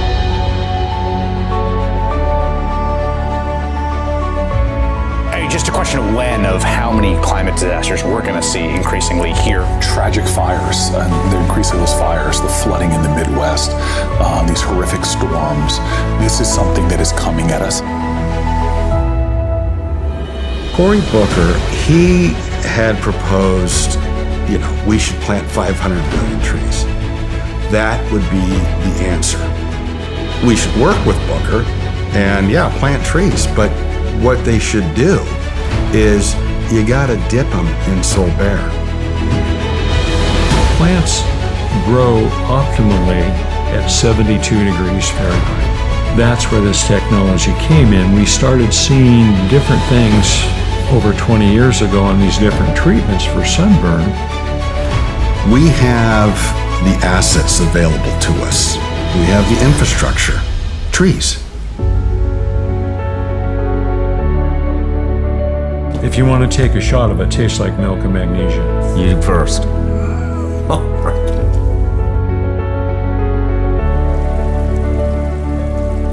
Capturing carbon, trying to get a little better balance with nature. Who's not for that?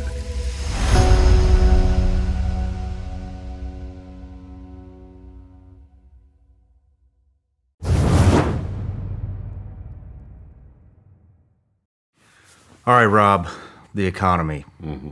What the hell is going on? I thought precious metals were supposed to track inflation. Mm-hmm. They're just going down, it seems like. Stock market's going down.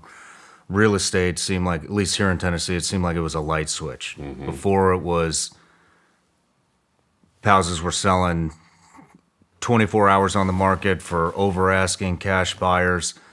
Now it's like it's it literally was like a light switch. It's like crickets. No more cash buyers. Nobody's buying anything over asking anymore. What the hell is going on?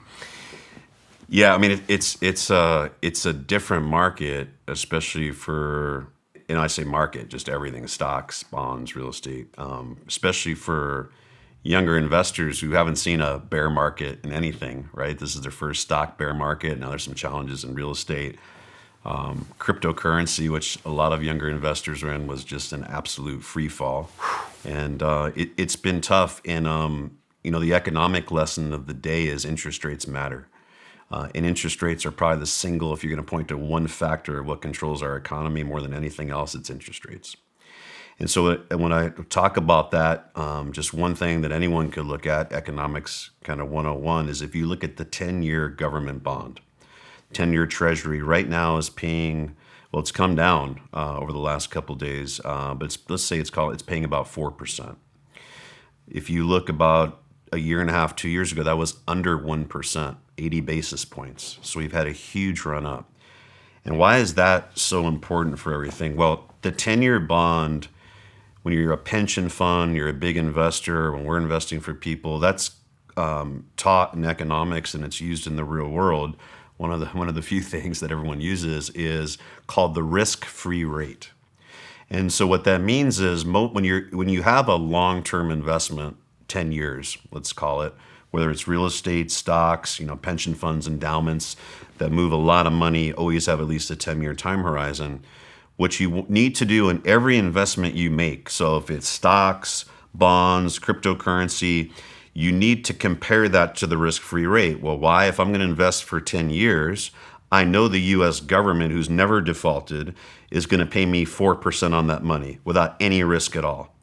So your brother wants to borrow money for you at 10 years at 3%, you're probably not going to do that, right? Because he's obviously a higher credit risk than the U.S. government and he's paying lower. So that's just a simplistic version of you should compare everything that you're going to do over the 10 years against the risk-free rate. You're not going to take on any greater risk without at least a 4% rate of return. So incrementally, how much more risk you take above that, you should be compensated for that risk. So again, one of the biggest, you asked me a question earlier about what mistakes do investors do, is they take on uncompensated risk a lot of times.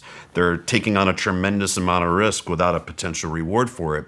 And so what you've seen happen, we have been in a bull market for bonds now since my career started. So in the late 90s, interest rates have been going down, right? So we're back about close to where we were then in the late 90s, to where mortgages were about 7.5%. But if you think back, it started well before then. A lot of people's parents could tell them in the 70s, 80s, you had super high inflation. People were paying 18, 19% for their mortgage. Right? So interest rates have been coming down for a few decades now. And so what happens with that is a couple things. Number one, when you talk about bonds as an asset class, as an investor, there's an inverse correlation. When rates go down, bond prices go up. Simple reason why. Because if you buy a bond every bond's $100, if you buy one that pays you 7% today, if yields go down to 3, well, instead of getting $7 on that 100, you get 3. What does that mean? The guy who bought it at 7, his bond is worth more, so you have to pay a premium to get that. So as rates go down, bond prices go up. So bonds have done well every single year, and why people always tell you when you put together a portfolio, put stocks with bonds, because when you buy stocks, they're aggressive, but bonds are always conservative, they're going to hold up. Well, that's worked for 30 years. What I've been on TV telling everybody is it's not going to work anymore, because I've been saying for the last 3 years, I said the next stock market decline more than likely is going to be because of interest rates. And what happens is when interest rates go up, bonds go down. And what you saw this year in 2022 is that bonds on aggregate are down about 18, 19%. People that were in the 2023 target retirement date fund at Vanguard, meaning they're getting ready to retire next year and Vanguard moves you to the more conservative stuff, that fund was down about a week ago, 21%. So how about that? You're getting ready to retire, you got $1 million finally, and now it's $790,000 and you're getting ready to retire. That doesn't feel too good, right? And so that's the problem with one size fits all.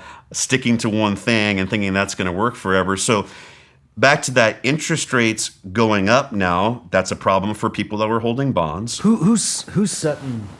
The Federal Reserve sets the interest rates, Yep. right? Yeah, so they set short-term interest rates. So who sets? But So- the U.S. government doesn't own the Federal Reserve. No, so they're separate. They're supposed to be independent. Now, so a lot of people will say, are they persuaded sometimes by politics? Do they want to, be raising rates right before an election period to where because raising rates are going to slow down the economy? But essentially, they're supposed to be separate. So let's just go under the idea that they're separate. So they set short-term overnight lending rates. But what happens is that reverberates across everything. When short-term rates go up, long-term rates are impacted by that. Ultimately, it's the free market, supply and demand, that dictate what's going to be happening with longer-term rates. So the more supply that you have, the less demand that you have, that's going to impact in the correlation. Bond market's actually larger than the stock market. They trade on a minute-by-minute basis just like stocks. And they can be very volatile in periods of time like this. But ultimately, for simplicity, the Federal Reserve is going to really dictate what happens with rates. And now the Federal Reserve, just to give you a little background on them, I think everyone should know this, they have a dual mandate. And that mandate says that they have to be responsible for price stability, meaning inflation, right? They need to make sure that our dollar doesn't become, worth nothing, like Argentina or something like that. And they're also responsible for employment. So making sure that employment rates don't skyrocket, right? And so that's kind of a tough dual mandate. And right now, that's kind of what they're dealing with, is this balancing act.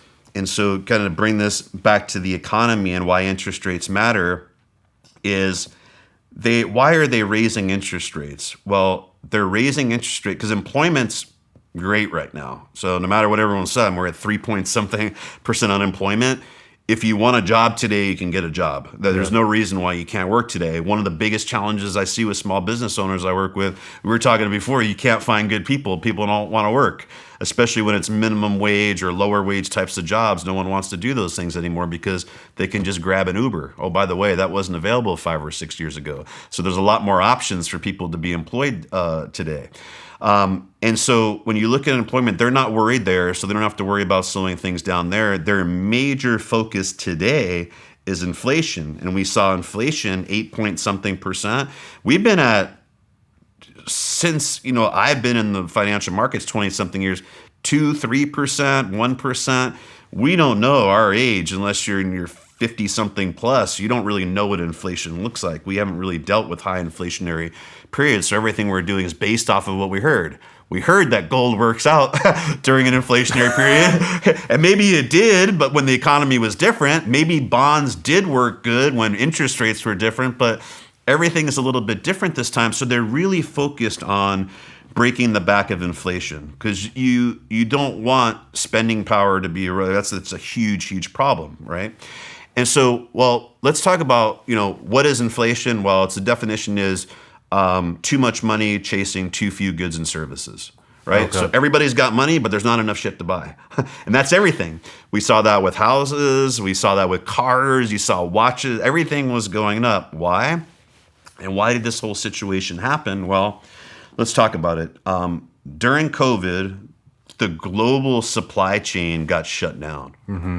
Everywhere, right? No, that was on no one's. I don't care who you are, right? Talk about a black swan event. Nobody expected that to happen. The global supply chain was shut down. And we couldn't leave our house, so the whole economy was shut down, right? So nothing was happening, and then the government decided, well, hey, let's give people money. Let's do that through paycheck supplemental loans. The biggest scam out there was PPP loans that people were getting. Like the vast majority of businesses are small businesses. So a lot of small businesses qualified for PPP loans. A lot of people, clients that I had that were multimillionaires that got money thrown at them that they didn't have to pay back, that were investing that money, not really doing what they needed to do. And good luck with the government auditing these things and all that. That'll never happen.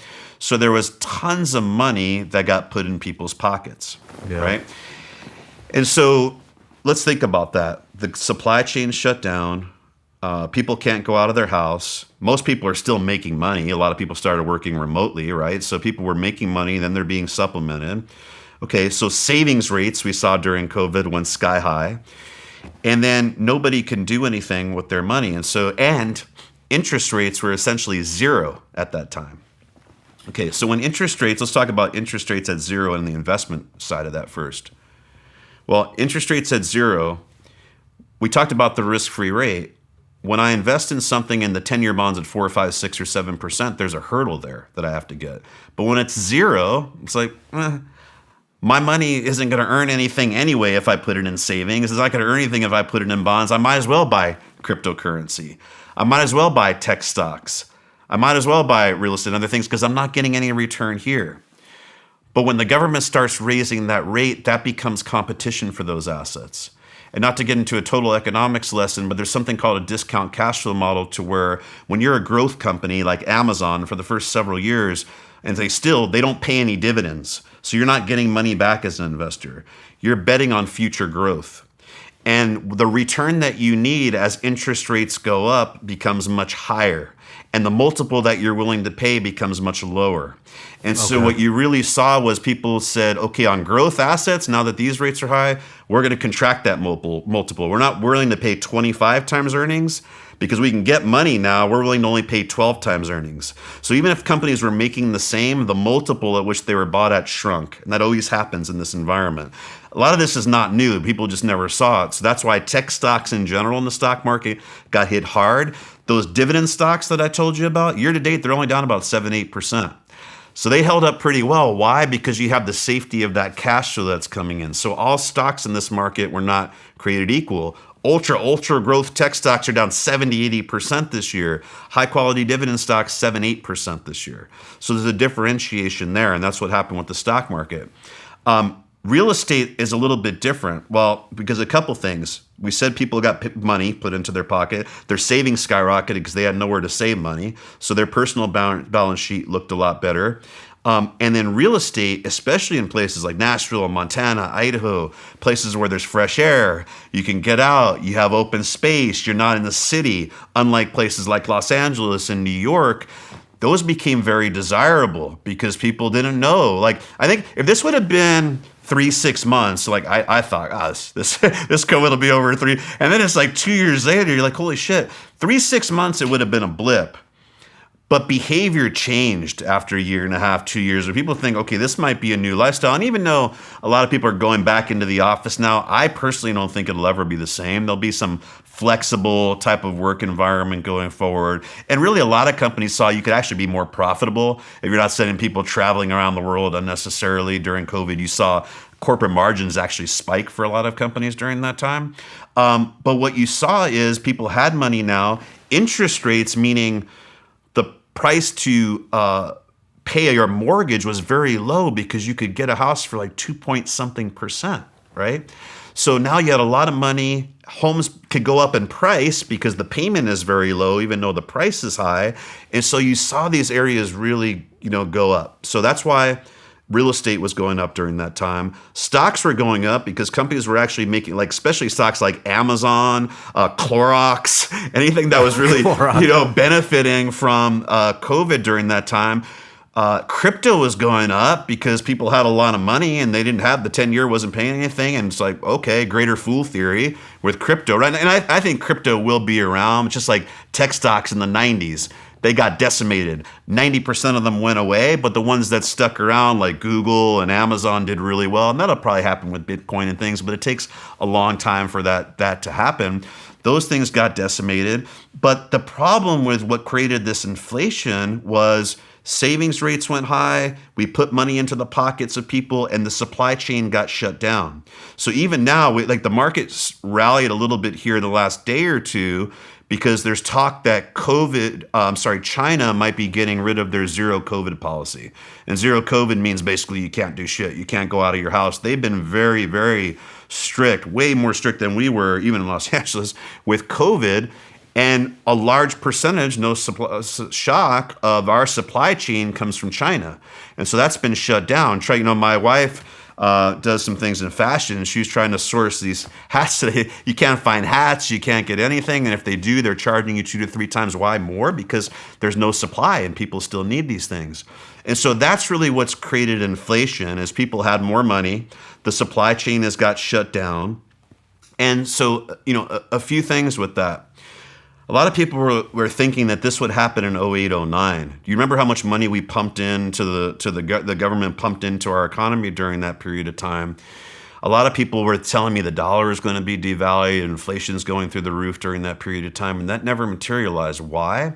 Well, that money actually went into the banks, and the banks essentially used that money to write off bad loans. Remember, most banks were insolvent during that period of time. We had to marry banks together. We had to pad their balance sheets, and the financial system itself was basically bankrupt, with the exception of a couple of different names out there. And so the government, not only did banks use that money to get back to even from the write-offs that they had from the housing market, but also what happened is the government at that time said, we don't want this to happen again. Let's raise reserve requirements. So for every dollar that's on deposit, instead of 20 cents, we want you to have 40 cents. So now not only did they have to get back to even, but they had to have a greater buffer to make sure that there was a crisis again, that they were going to be able to withstand it. So that money never got out into the real economy. It stayed with the banks. And for inflation, what you need both supply and velocity, meaning, the government has to put it into the banks, but then the banks need to lend it out to people, and they didn't do that. They increased lending standards. They increased their own balance sheets during that period of time. This time was different because banks were super strong, but the government bypassed the banks this time with PPP and everything like that, and they put the money directly into the hands of the consumer. So the velocity was much higher. So in short, we have inflation because you couldn't buy anything. People saved money because they couldn't spend the money, and the government gave people extra money during that period of time. And we're still 2.5 years later, not back into a normal functioning supply chain. So anything that you want to buy is still at a deficit. You still have a shortage on just about everything. And that was even with housing, because you weren't building houses during that period of time. And then also you have a millennial generation, the late 20s, early 30s now in the US. That's the largest generation in U.S. history. So you have a huge amount of demand now from people that are now getting of home buying age, and there wasn't a lot of homes being built. And you had low interest rates, and you had extra money. So we really created this perfect storm for assets to go up, and that's the perfect storm that created inflation. So now what you have to ask yourself, though, is this all sustainable? Is inflation going to stay this way? Is this going to continue to be this way? Can home prices continue to stay where they're at?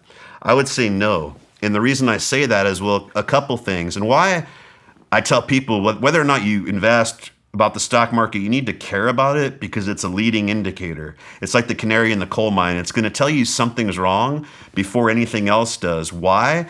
Because it's liquid. It's one of the most liquid assets. If I want to sell this building, it takes me a while. If I want to sell my stock portfolio, hold on, I'll be right back with you and I'm done, right? It's liquid, It's cash. So it's very quick. And you'll also see corporate CEOs, you'll start to see people talk about a slowdown. You'll start to see things happen well before. And you can go back 100 years and look at this. Well, the stock market started going down in about October of 2021, right? It started going down, and now the stock market's gone down. The Nasdaq's down like 40-something%. S&P went down close to 24-25%. But real estate just started showing cracks about 90 days ago, right? And so why does that happen? Well, what happens is stocks, remember I said, forget stock market, they're companies.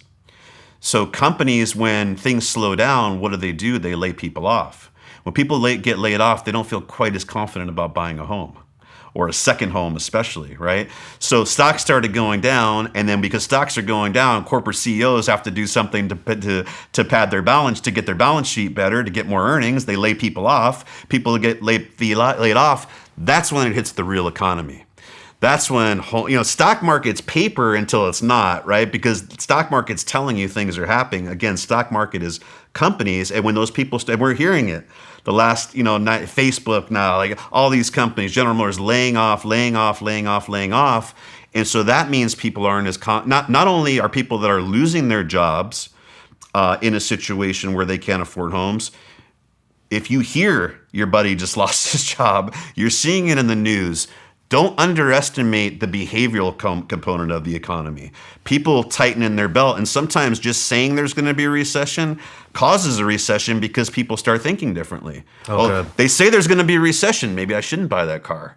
Maybe I shouldn't take that vacation. Maybe we should stop eating out, honey, 4 nights a week, right? So it becomes a self-fulfilling prophecy.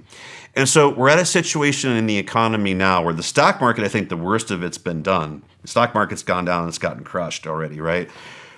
So would it be a good time to invest now? Yeah. If you've got, again, 3 to 5 years, if you've got a 3 to 5 year time horizon, it's a great time to buy stocks. In particular, though, you want to buy the stocks that were hit the hardest, the growth names, right? You want to buy the smaller companies, right? So you can buy an index, the Russell 2000. There's a lot of different ETFs out there that you can buy that. These are the smaller companies that are faster growers, but they get hit the hardest in a slowdown, but they're also the first to recover when things turn back around. And so I say, look at the things that are, don't buy garbage, don't sift through the rubble, buy indexes. Whenever things get hit this hard, people make the mistake of trying to pick 1 or 2 stocks. Don't do that here because everything's so cheap. Just buy the index itself, particularly those ones that got hit hard. You can buy a technology index if you got 3 to 5 years. I recommend buying the smaller stocks because those have really underperformed. What is an index? Is that like a mutual fund? Yeah, so so the Russell 2000, for example, it's 2,000 of the smaller companies, 3 to 5 billion versus trillion-dollar companies like Amazon that trade on the stock exchange. Okay. So you can buy, it's called an ETF, which is called is an exchange-traded fund. You can go to iShares, for example, or Vanguard. They both have them. If you just put small cap ETF in there, it'll show you what it is. Very cheap. And what you're doing is you're just buying that basket of 2,000 stocks. So you're getting ownership in all of those names. You don't have to worry about picking the 3, because there's times people will try to pick 3 stocks, the index rallies, and they pick the 3 dogs, and they don't wind up participating in that. So buy the index because those are the things that got beat up.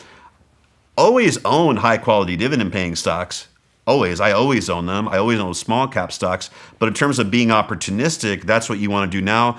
Don't make the mistake like I learned from an 08 or 09 because I was so scared because I saw Lehman Brothers break and I saw like people around the corner worried if banks were going to be there. I was a financial professional, but I was scared. I didn't think Lehman Brothers was going to go under, and then Bear Stearns, and then you're just like, holy shit. Like, clearly there's not somebody smarter in the government that's going to protect us right now. And at that point, I was pretty young still. I was like, they're smarter guys, and they got this. They don't have this. And once I saw that, I was like, wow, they really don't have this. And a lot of people changed their whole risk philosophy at that period of time. But when I started getting back in, I bought the really safe names. Everything got hurt.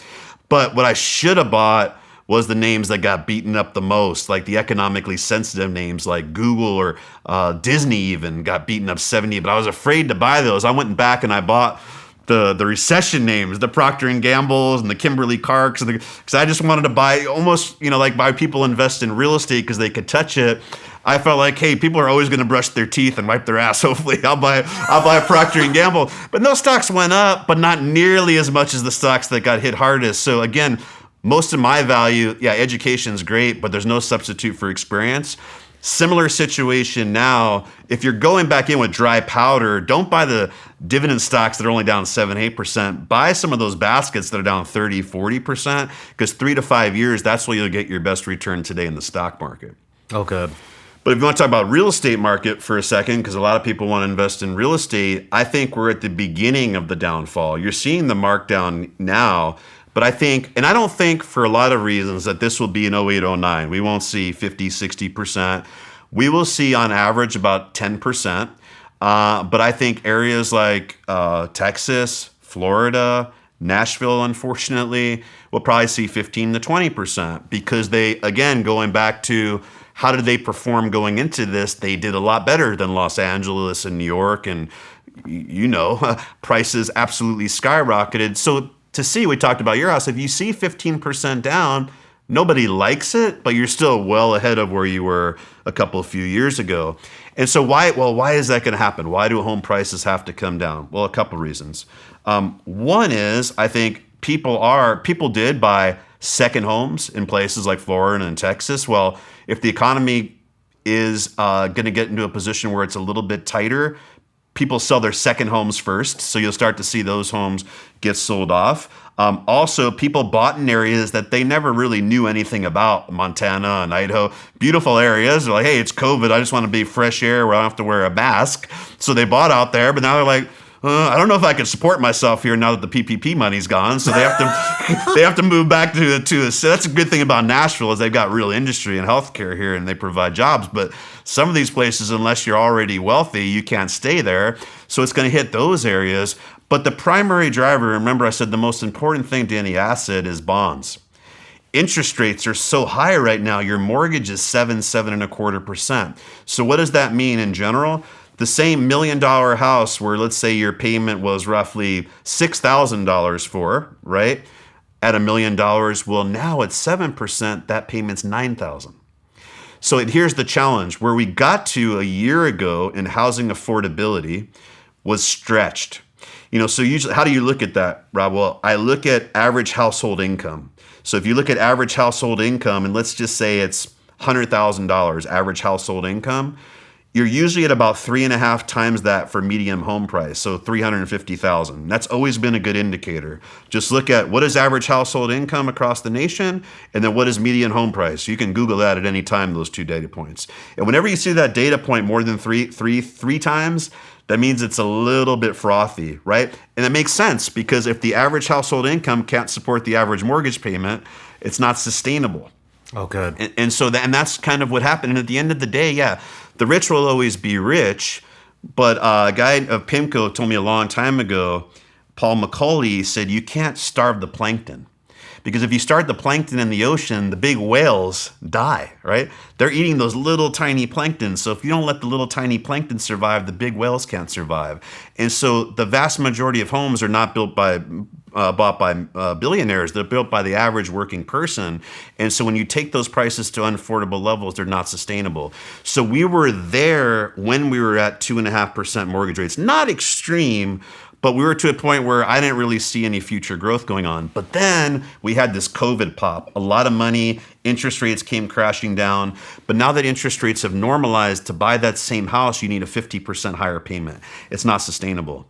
So what happens in a market like this? One or two things have to happen. Interest rates need to crash back down to where we were, so we're back down to that same payment. Or you have to see housing prices adjust to where we get that to a point to where maybe it was 6,000 before, it's now 9,000. It doesn't have to go back to 6, but if rates are going to stay 6.25, maybe that $1 million house, it doesn't need to go to 600 or 700, but maybe it needs to go to 825, because that's back to where that payment's maybe 63 or 6,400 bucks. Okay. Because Americans don't pay cash for houses, right? They buy the payment. They buy the payment, and so now you need to get that payment back to where it's affordable. And I don't think interest rates are going to come back down quick enough. The Fed's saying they probably won't cut rates till sometime late next year. So that's why I believe personally the real estate market's going to come down. But because supply is still short, we still don't have a huge amount of supply, unlike we had in 08, 09. And because demand is higher now, that's going to buffer that a little bit. And that's why I don't think it's going to be a crash.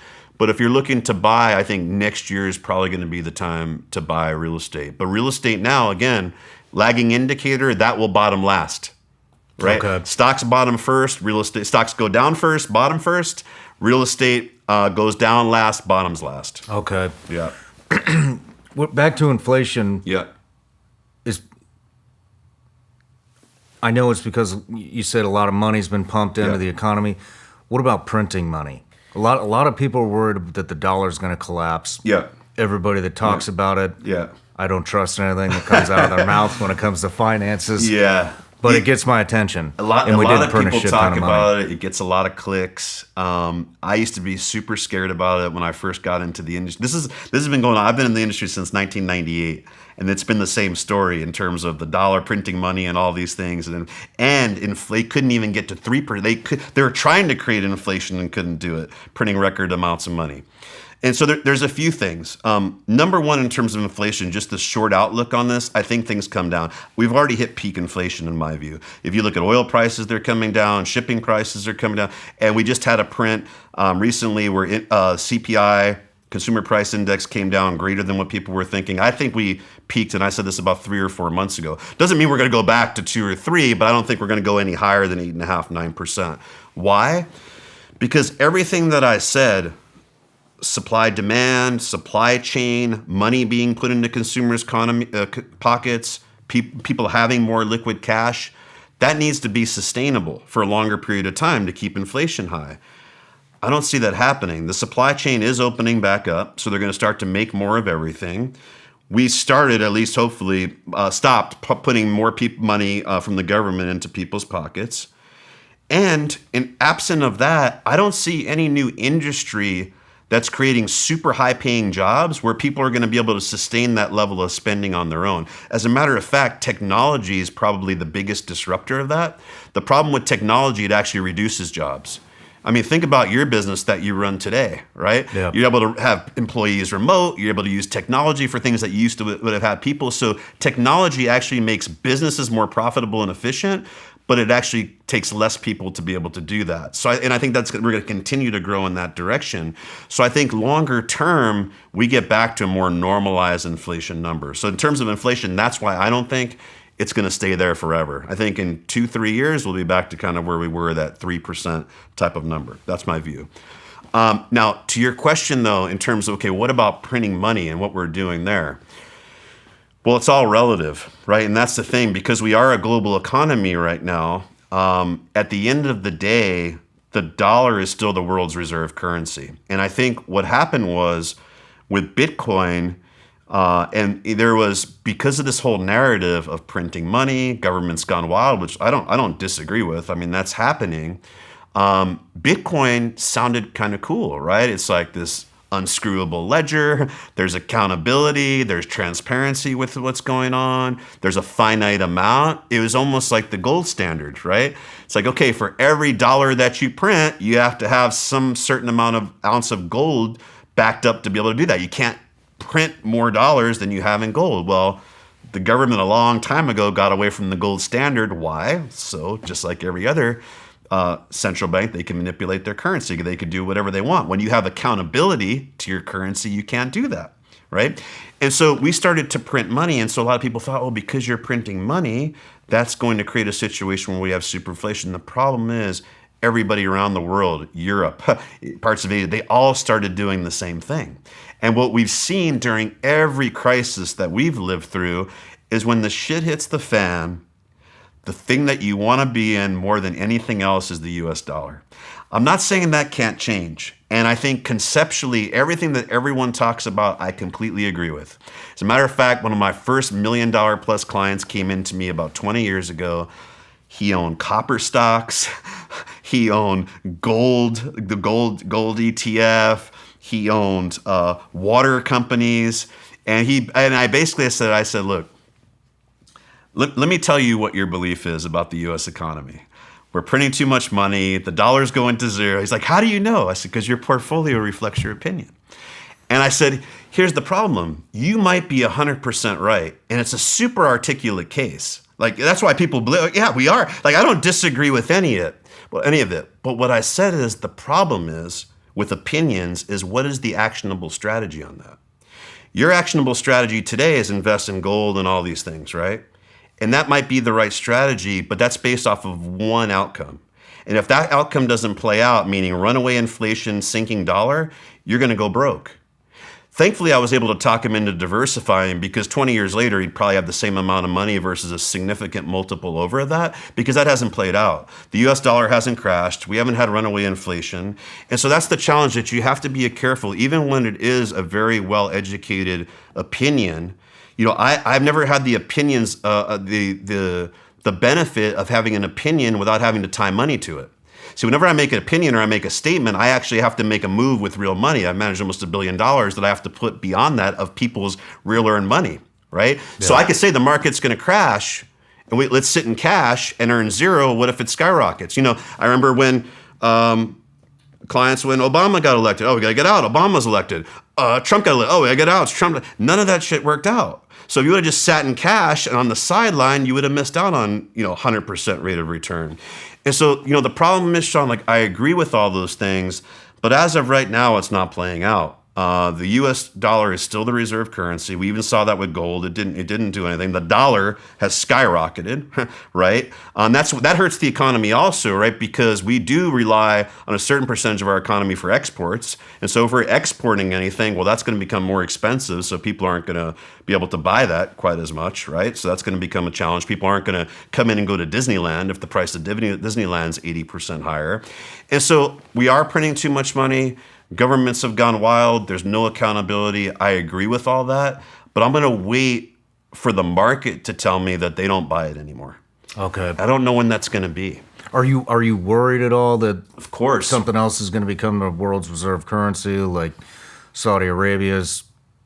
Are you going to put your money into the yen, or like I mean, or I don't think so. I think, quite honestly, the best bet for that to happen is something like Bitcoin, where all these countries adopt a standard like. I don't think it's going to be China. You think people are going to trust Saudi Arabia or China or Europe more than I don't personally believe it. That's what I like conceptually Bitcoin. I don't think just because it's crashed, dude.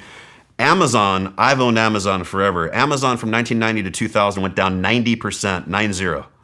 So if you had $100,000, it was worth 10 at one point. But then 100,000 became worth millions and millions of dollars if you held it for another 10 to 15 years. Just because we're having a correction in cryptocurrency does not. Now there's Doge, there's all this crap that was just, that I don't know if you remember, you're a little younger than I am, but I remember in the 90s, there was Google, but there was also Ask Jeeves. There was Lycos. There was these other search engines where you didn't know, like they're all the same to you, but they had just as much of a chance. And then obviously we saw what happened. Those other ones went bankrupt. It's the same thing with crypto. But when you think about blockchain and what that's going to do for our economy, and you think about crypto being able to create a decentralized financial system, because there's a lot of unbanked people around the world. And if we truly are a global economy, which we're becoming, and we're going to be even more as time goes on, like it or not, you really need things like blockchain and cryptocurrency. And so I believe, I don't know if it's Bitcoin. I don't know what it's going to be. And that's why you're probably better off buying a basket of whether it's Ethereum and Bitcoin and all those things. But I wouldn't write it off yet. I think I'd put my money more on something like a cryptocurrency than I would on another country's currency being the replacement for the U.S. dollar. Okay. Well, that's good. That's good to know. Because I've been doesn't feel good when you're holding Bitcoin though, and it's down to 16,000, 17,000. Yeah. Well, I'm holding some of that, and Yeah. I haven't. What a disaster! I haven't sold it. Yeah, But, I mean, if you haven't done it now, it's not the time to do it. Yeah. Okay. That's the other thing. People make that mistake, or they buy it high, they love it, and I talked about the emotional biases. People love buying things when other people are. It just feels better, even though that's probably the worst time to do it because prices are usually at an all-time high. But then when they get down to these levels, everybody wants to head for the X because they think, oh, maybe someone knew something that I did. And I used to be that person too. And then I realized, like, I know all these other people, and I know they don't know anything more than me. And that's the benefit I had, right? I got to meet all the people on television, behind the scenes, and doing policy for the government. People that they don't know any more than me, so no one knows any more than you. And so the whole thing about Bitcoin, nobody knows. Conceptually, though, is the government what they're doing and printing a problem? Absolutely. Do we need something to solve for that? Absolutely. For me, blockchain, cryptocurrency makes the most sense. It probably will happen. Nobody knows how long, what it's going to take. And that's when I said, Shawn, it comes down to, at the beginning, you asked me, what do you invest in? Put some there, but don't put enough where it's a singular outcome to where Bitcoin has to go to 4 million for you to be able to pay your bills. Put 3-5% in there, and if it takes off, like, hey, if you put in Bitcoin 3% of your net worth, at the beginning, you'd still have a lot of money even after it went down, right? So you can put a small amount into those things, but if it doesn't work out, you still keep the lights on, you still put food on the table, right? Yeah. So you just got to make sure you don't, and that's the problem most people make, is they go all in on these ideas, or like that client I talked to you about, he lets his opinion of what's going to happen dictate his investment. And I learned a long time ago that even when it seems crazy, markets can remain irrational a lot longer than you can remain solvent. It's the truth. So you don't. It doesn't sound like you think this recession is going to turn into the Great Depression Part 2. I just don't see why or how. I mean, people are still employed. They still have jobs. I mean, if someone showed me data to say why that was going to happen, I would say, okay, maybe, but I just don't see data. I mean, people are still getting jobs. The unemployment number has actually been going down. And like I said, the economy is different. Because 10 years ago, there wasn't Uber, there wasn't DoorDash, there wasn't this gig economy where there's a lot of people in the shadows that are doing little things or supplementing their income by driving for Uber. We've heard now even more so where you've got people that work from home, but they're taking on second jobs, the newer thing that they're coming on. So I think it's just a little bit different today. I think there's just a lot more opportunity for people to make money than there was before, and I don't see the economy crashing. That being said, the recessions are a normal part of taking excess. So I think, a recession. I don't think it'll be 08 or 09 though. You don't think it'll be that bad? I don't think it'll be 08. No, because if you just look at all the numbers, if you look at the 08 or 09 was primarily because our financial institution was bankrupt. That's a problem. Right. The only thing we've seen, and I haven't seen it, prior to 08 or 09 that was anywhere close was the Great Depression. So this was, and that was the thing why, in 09, the stock market bottomed. Ironically, 666 was the number. Within 90 days from there, it was up like 50%.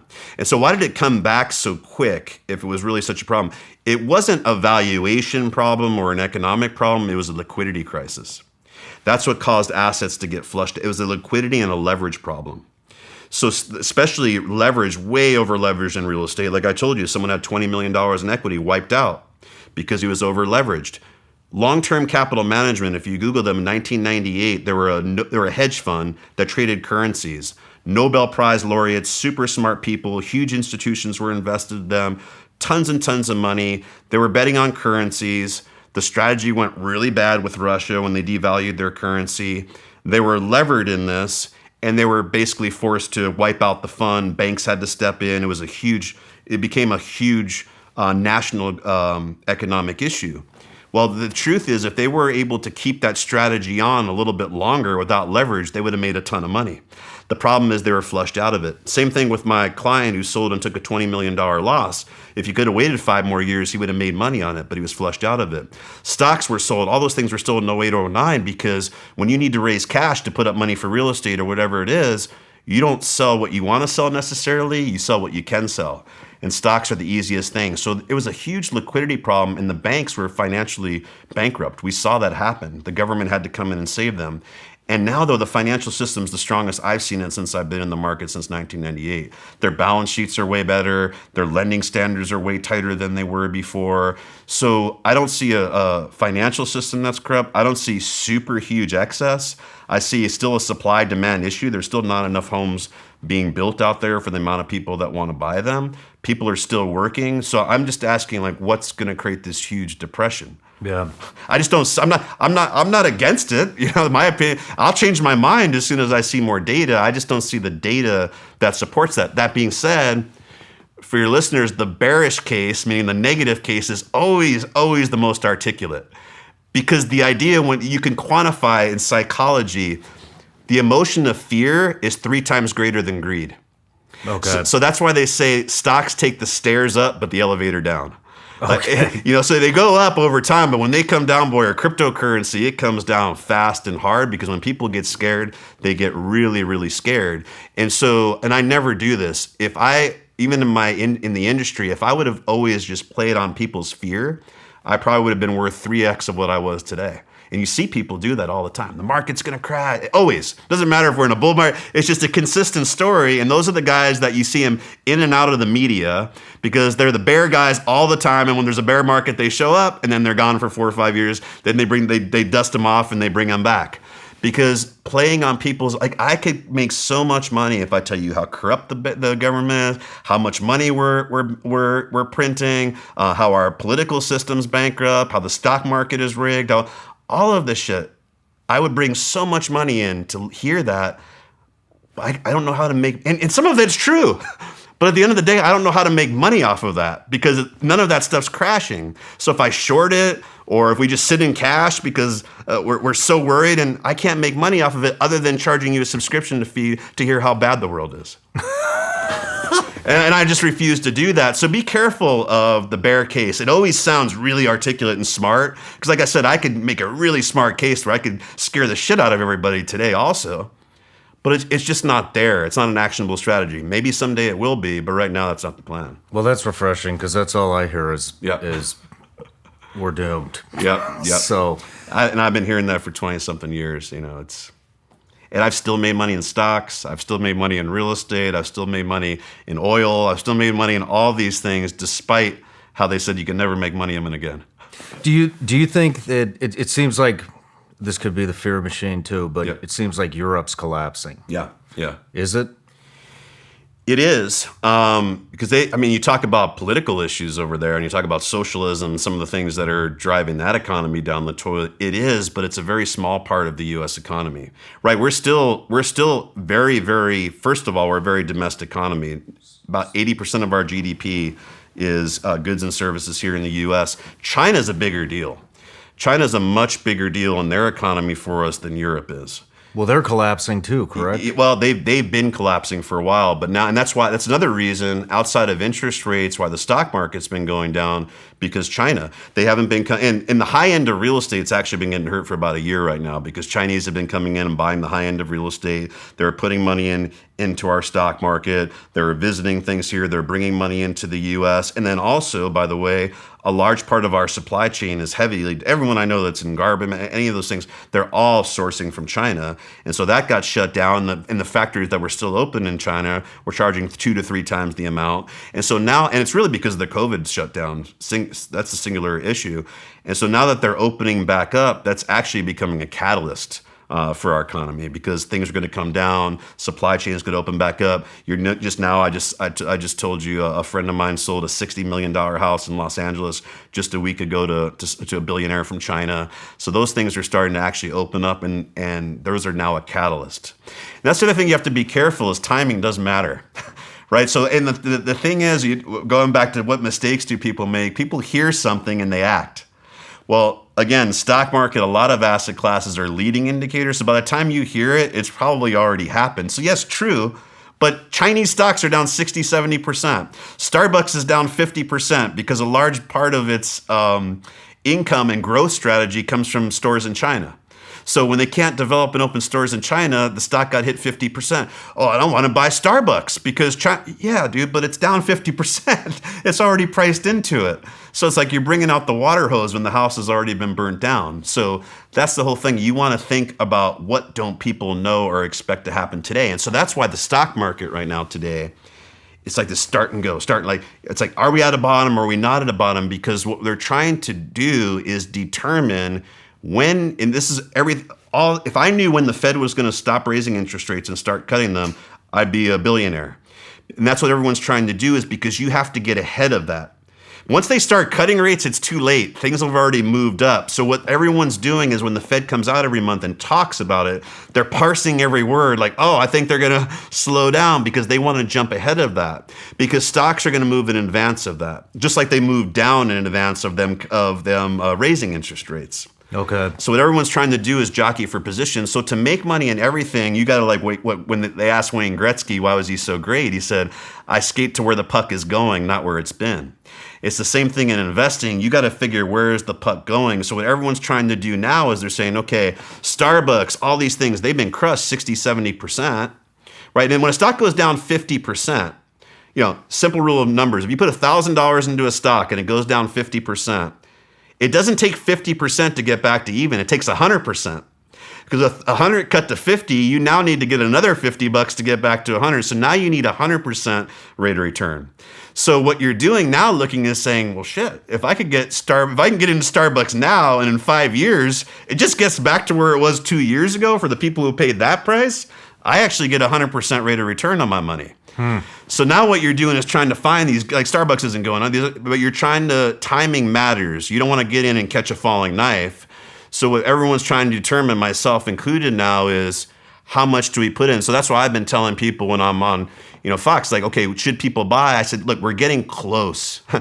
Can we go down another 10 to 15%? Yes. Don't go all in, but start putting some money in here, right? It's called dollar cost averaging. If you're going to invest $1,000, maybe put 200 now. Okay. Wait and kind of see what happens. But don't wait until now the Fed says we're cutting interest rates, because then Starbucks isn't going to be 50% lower.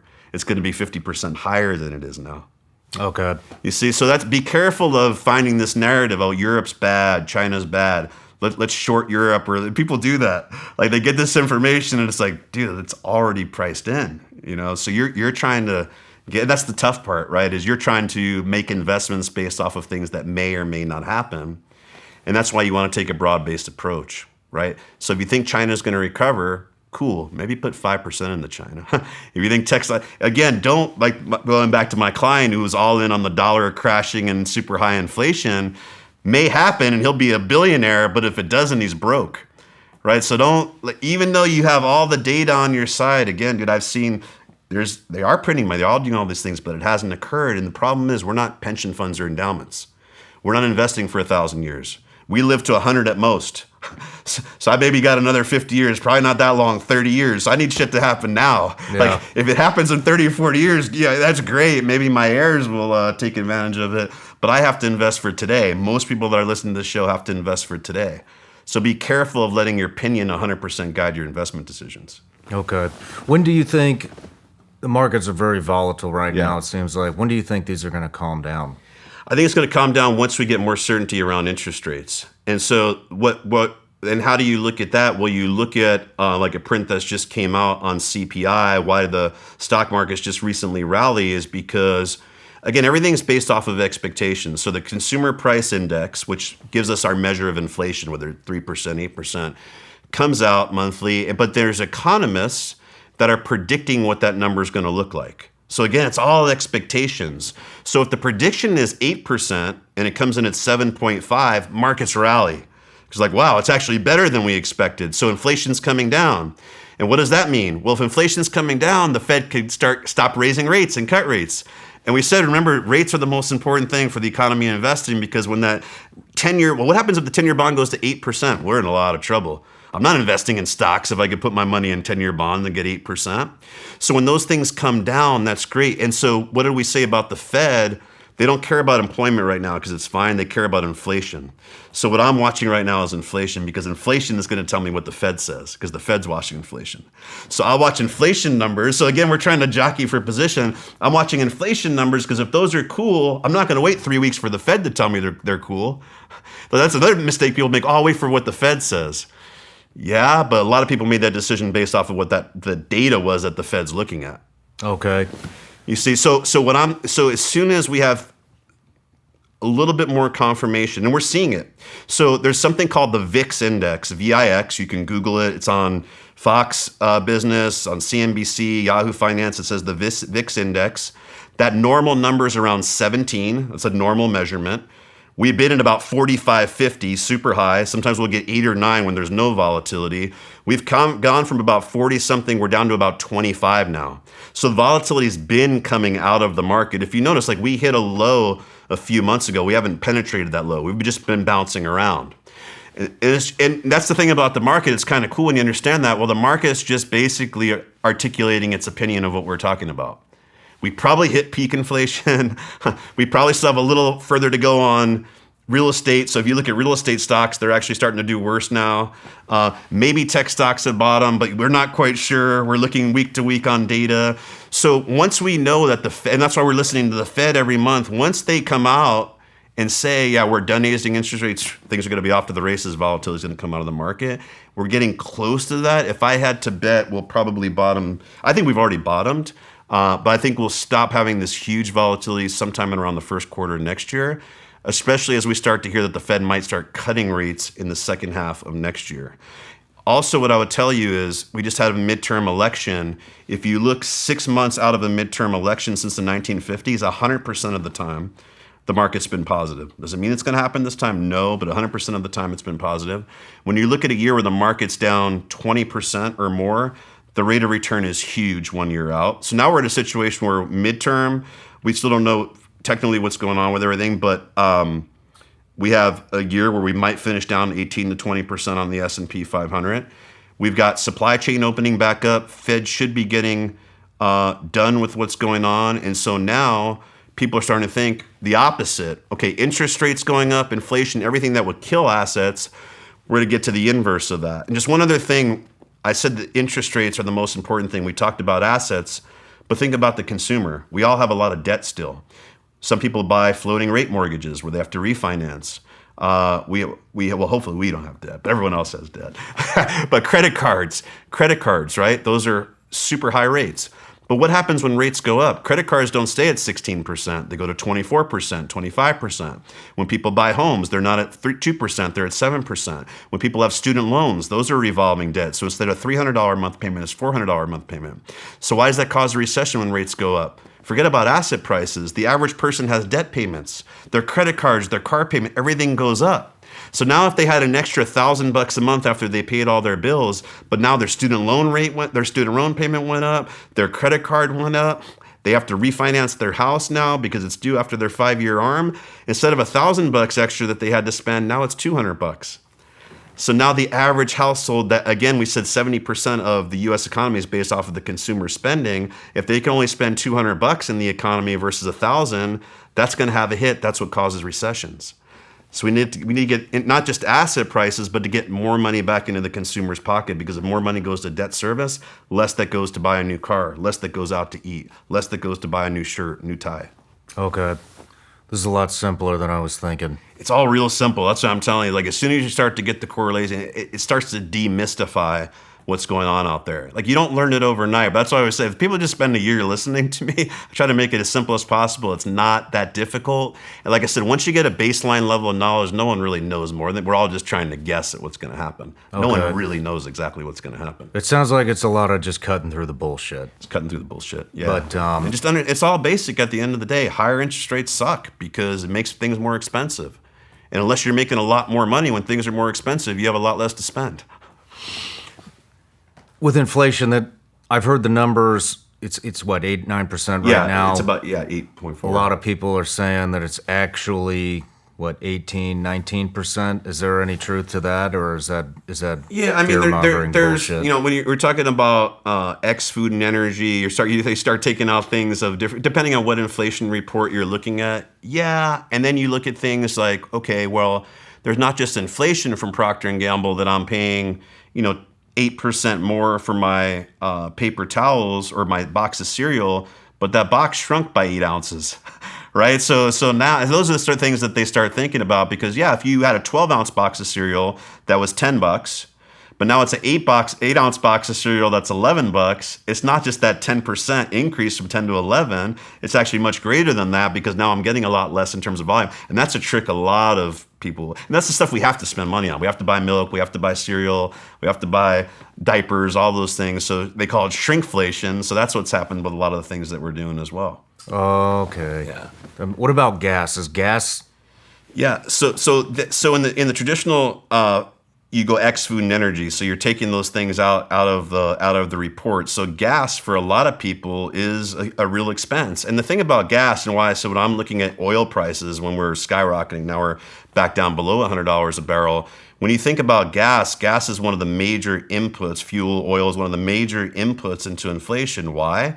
Well, because everything has to be transported, either by ship, by truck, by plane. And so what's happening is, if oil prices are high, to transport cargo is going to be more expensive. So everything starts getting more expensive. So it's a major input into that. And that's why you see, even locally in places like California, some of the same things you buy at the store are more expensive than they are here in Tennessee. Why? Because I'm paying $7 a gallon for gas in California versus $4 a gallon here. Why? Because they have certain taxes that are tacked on the price of gas over there. Okay. So there's local economics and there's national economics. And that's something I didn't even put that together. Yeah. To be honest with you. But let's take a quick break. Yep.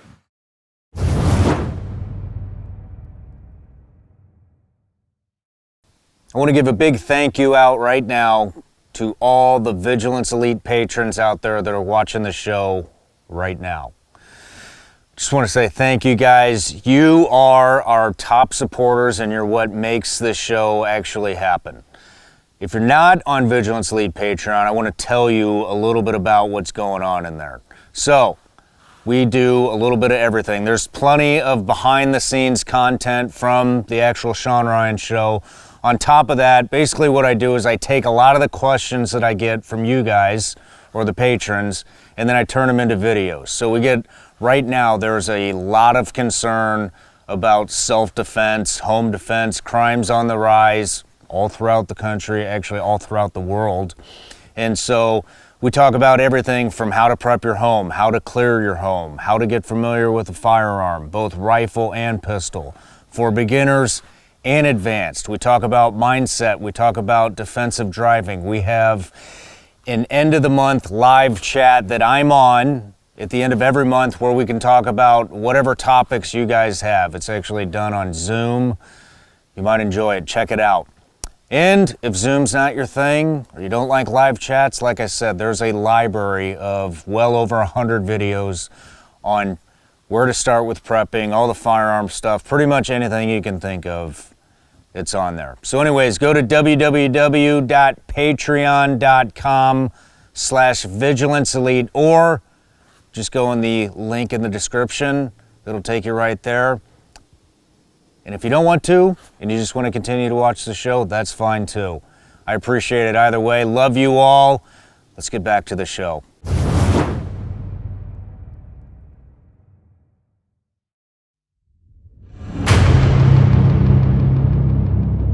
Shocking scenes of desperation and chaos in Afghanistan are being seen around the world.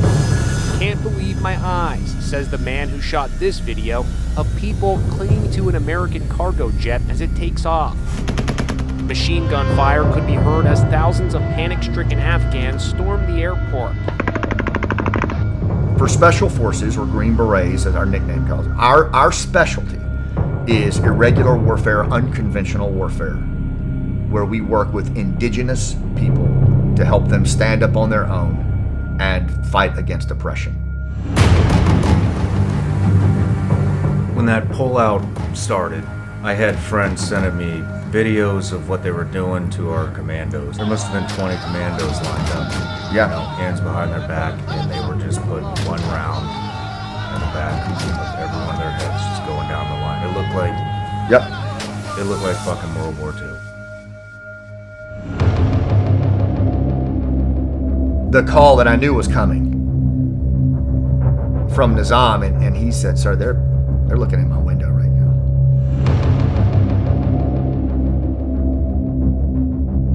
now." I said to him something to the effect of, "Look, you're not going to die alone. You're not going to die at all. We're going to get you out, man. You're going to get across that city. You're going to get through the crowd. You're going to get past the Taliban. You're going to get past the Marines." Why does this kid have to die? Like, it's just not right. And everything in my life in that war came down to him. If we don't get him in on the inside of that Taliban ring, they're going to check his credentials and he's dead.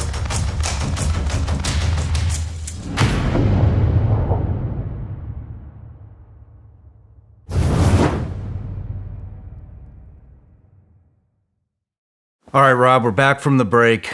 Want to wrap this up, but I did have a question. You'd been talking about the best thing for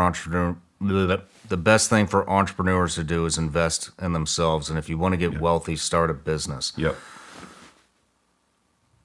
I heard you say in another podcast that people that start their own business. I remember you talking about one guy who he was worth about $120,000. And invested everything he had into his business. That's why it was worth $120,000. And then he came out worth, I don't know, $10 million or whatever, some substantial amount of money. Yep. What are most entrepreneurs investing in other than themselves? I pretty much invest just in my company. Yep. But I'm always looking for other ways to invest. And one thing that I have been thinking about investing in, I love real estate. I love looking at it. Me and my wife love looking at real estate. Would it be advantageous for me to buy a studio versus rent? Yeah, so I think one thing about entrepreneurs is when you take a look at what you're doing in terms of investing, either way, when you're an entrepreneur, you're making a big investment in yourself. Either way, because if it doesn't work out, you're screwed. So you're all in on yourself, and essentially you're taking a tremendous amount of risk with your future income because you're banking on yourself to be able to provide that not only today, but hopefully grow that income over time.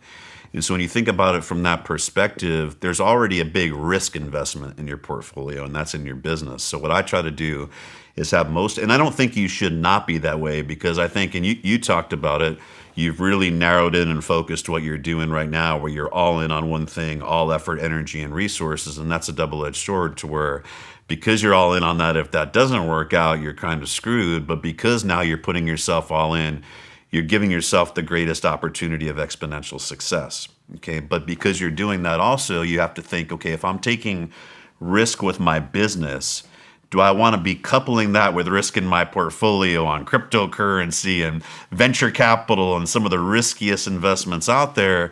Or do I want to look for ways to kind of stable and buffer that? And that's the whole idea about putting an investment portfolio together, is you're strategically putting together assets that are going to buffer each other, meaning when one goes up, one is going down, or the corollary. If everything in your portfolio goes up and down at the same time, you're not really diversified. And that's really why we diversify, is to kind of even out that ride. So what I would say is start to focus on going back to where what you want to be doing simultaneously is building an investment portfolio that one day is able to replace the income that you're achieving for your active job, for various reasons. Number one, no matter what we all do, we don't all want to do it forever, no matter how much we love it. So you want to be able to take that off. But also, like, I've had people to where they get the portfolio in 3-4 years where maybe they're working 6 days a week. They still love what they're doing, but they want to work 3 days a week. And now they've got enough supplemental income that's coming in where they're able to do that. So what I would really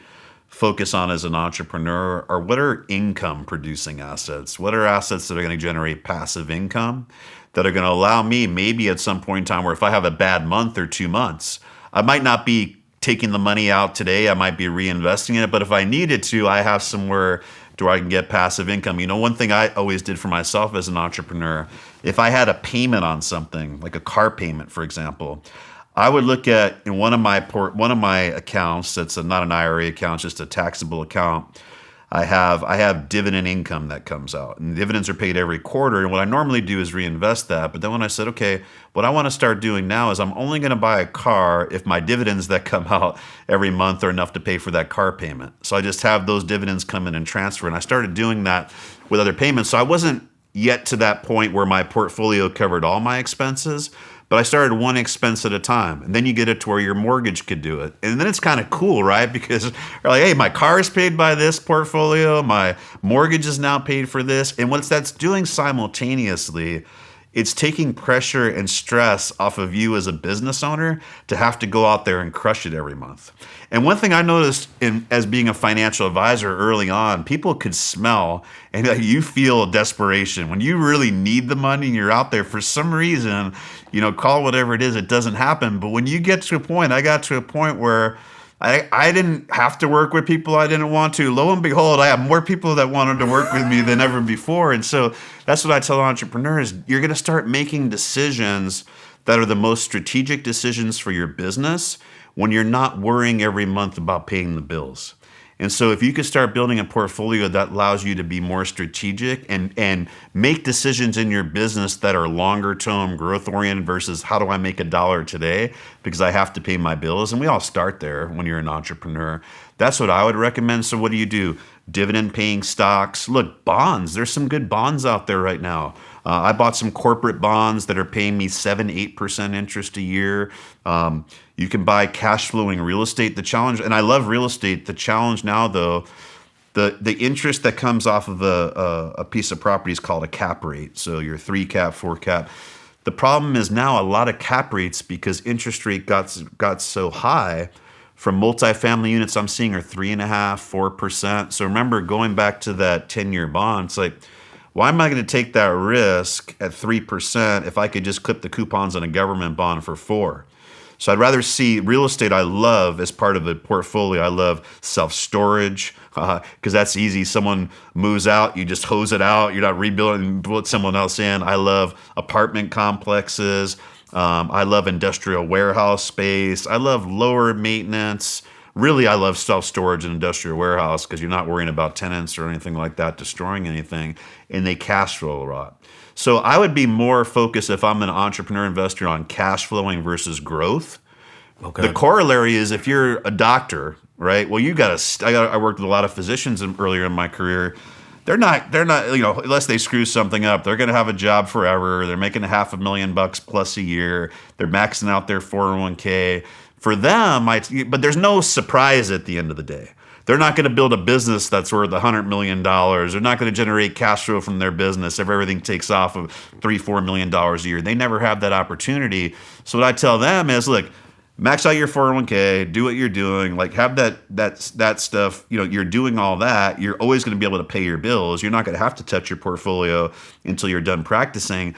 But be in some of those speculative investments. Buy some raw land out where I think they might start building in 5-10 years. Buy some of those smaller, more speculative companies that they might not work out, but they could 10x, 100x your money over time. So again, remember back when you asked me about what do I invest in, it's a very important question to understand what are you trying to accomplish. And so the doctrine might be in your investment portfolio, be super speculative and aggressive because that's your chance to like change your life, right? With their investments, your business isn't going to do that. But for you, what I would say is, hey, you've got a lot, or any entrepreneur, if you do it right, you've got a lot of upward momentum to where your income can significantly increase. You can build value in the business that you might not totally sell like I did to a company, but you might have junior partners that buy from me. It might be other people. There's many ways to exit.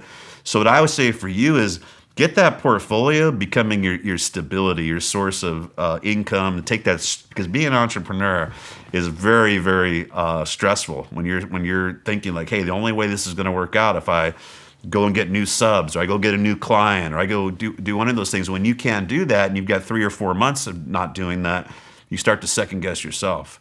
And especially when money's not coming in. But when you've got money flowing in and you can rely on that, again, you're not panicked as much. And what does that all do? You have better relationships. You're nicer to your kids. You become a better person. Money's a serious issue. So I would invest in more of those passive income types of things. This is probably a very elementary question, but can I buy stocks, crypto through my business, or do I need to transfer money out of my business into my personal account to do that? You can, but there's really no personal advantage to do that. You're taxed differently. So the only time you should be buying stocks through your business is if you create a 401k plan or a SEP plan, a retirement plan that's specifically for the business. Because then depending on what that plan is, it's going to allow you to take some of the money from your business, put that into that account, and it's pre-tax, so you won't be taxed on that money. Okay. So let's just say if you do a defined benefit plan, depending on your income, it might allow you to put away, say you make $200,000 a year, it might allow you to put $40,000 away. It goes into this investment account. You can invest in whatever you want, crypto, stocks, real estate investment trusts. On that $40,000, you wouldn't pay income tax, though. You'd only pay on the other. So there's a benefit. But if it's money outside of that, you have greater benefits in terms of cost basis and things you can do as vesting as an individual.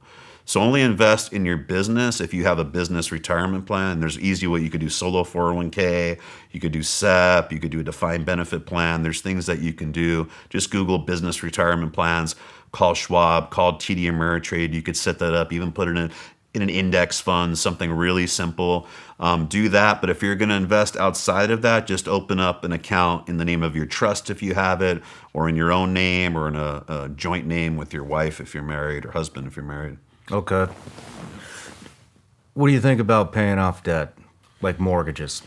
Yeah. So again, financial planning is a little bit of art and a little bit of science, and it's getting to know the person. And so there's certain people who they can handle stress really, really well, and they don't necessarily mind having some debt if it makes economic sense. Because here's the thing: when I look in this. When you look at someone's mortgage, for example, a lot of people will come in, let's say they've got $1 million home, they've got a $300,000 mortgage, and they're saying, hey, should I just pay this off, Rob? And I'll look at it and I'll say, well, let's do a simple analysis.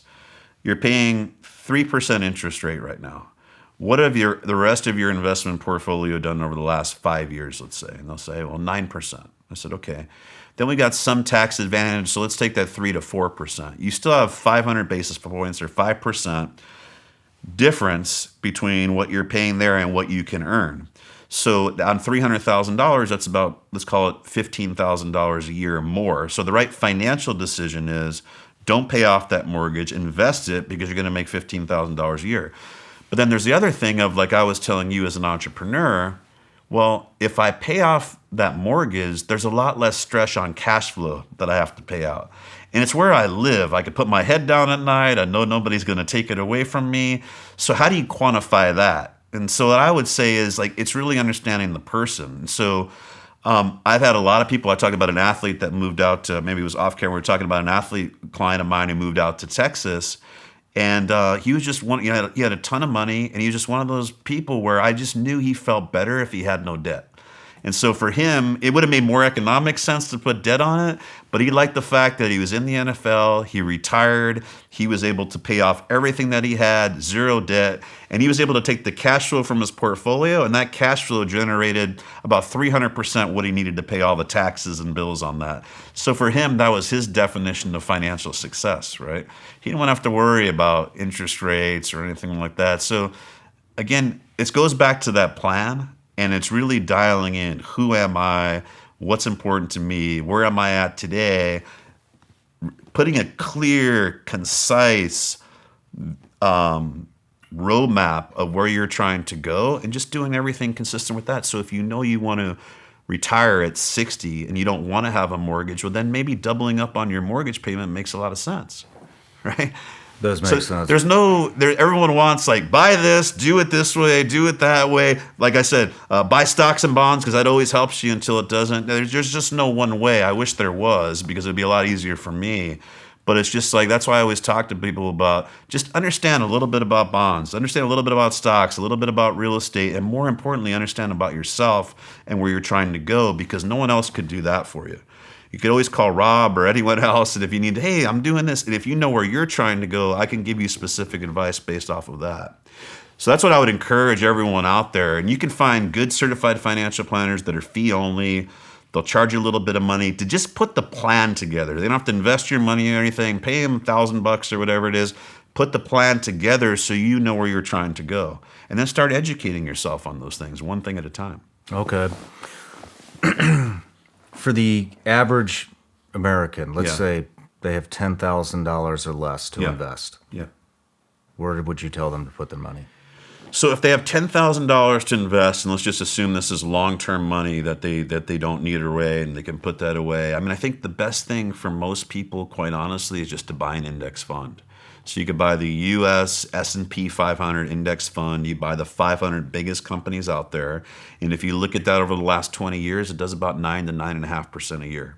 There's no management fees on that. You don't need to think about it. You don't need to do anything. You just put it away, and a 9% rate of return is a pretty good rate of return if you're able to continue to feed that over a period of time.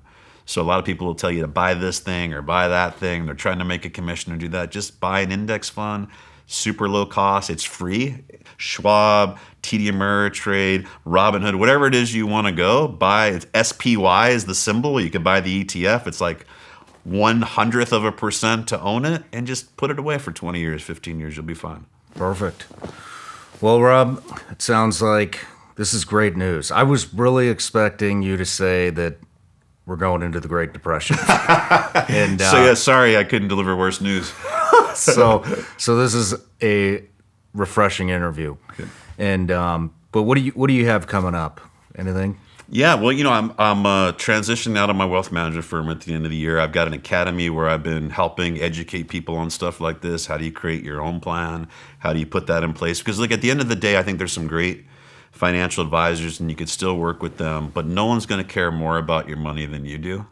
And so educating yourself, at least to a position where no one can take advantage of you, I think is a super important thing to do, because it is your livelihood, it is your life savings that you're talking about investing. So that's the academy that we're working on. We're launching a new firm, Real Talk Capital, to give people access to a certified financial planner, anywhere from $500 a year, to get a plan, to put those things in place, to kind of work alongside them versus handing it over to someone. We're launching that in January, and I'm just signed a book deal with Wiley. I'm going to be writing a book, Closing the Wealth Gap, teaching people some of these things of how they can do it. That should be out.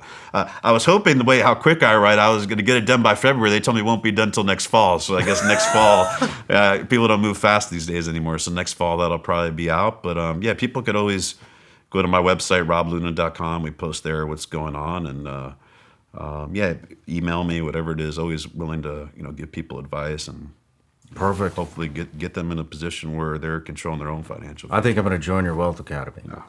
So, but everything will be linked below in the description, your website, all your social media, your phone number. I'm just kidding. But Just put my address if you're going to do I'll that. put your address out there. But hey, man, I want to say I really appreciate you coming out here. I learned a ton. I know the audience learned a ton, and I hope to see you again. It was great, man. I appreciate it. Thanks for the opportunity, Shawn. Cheers. All right, thanks, man.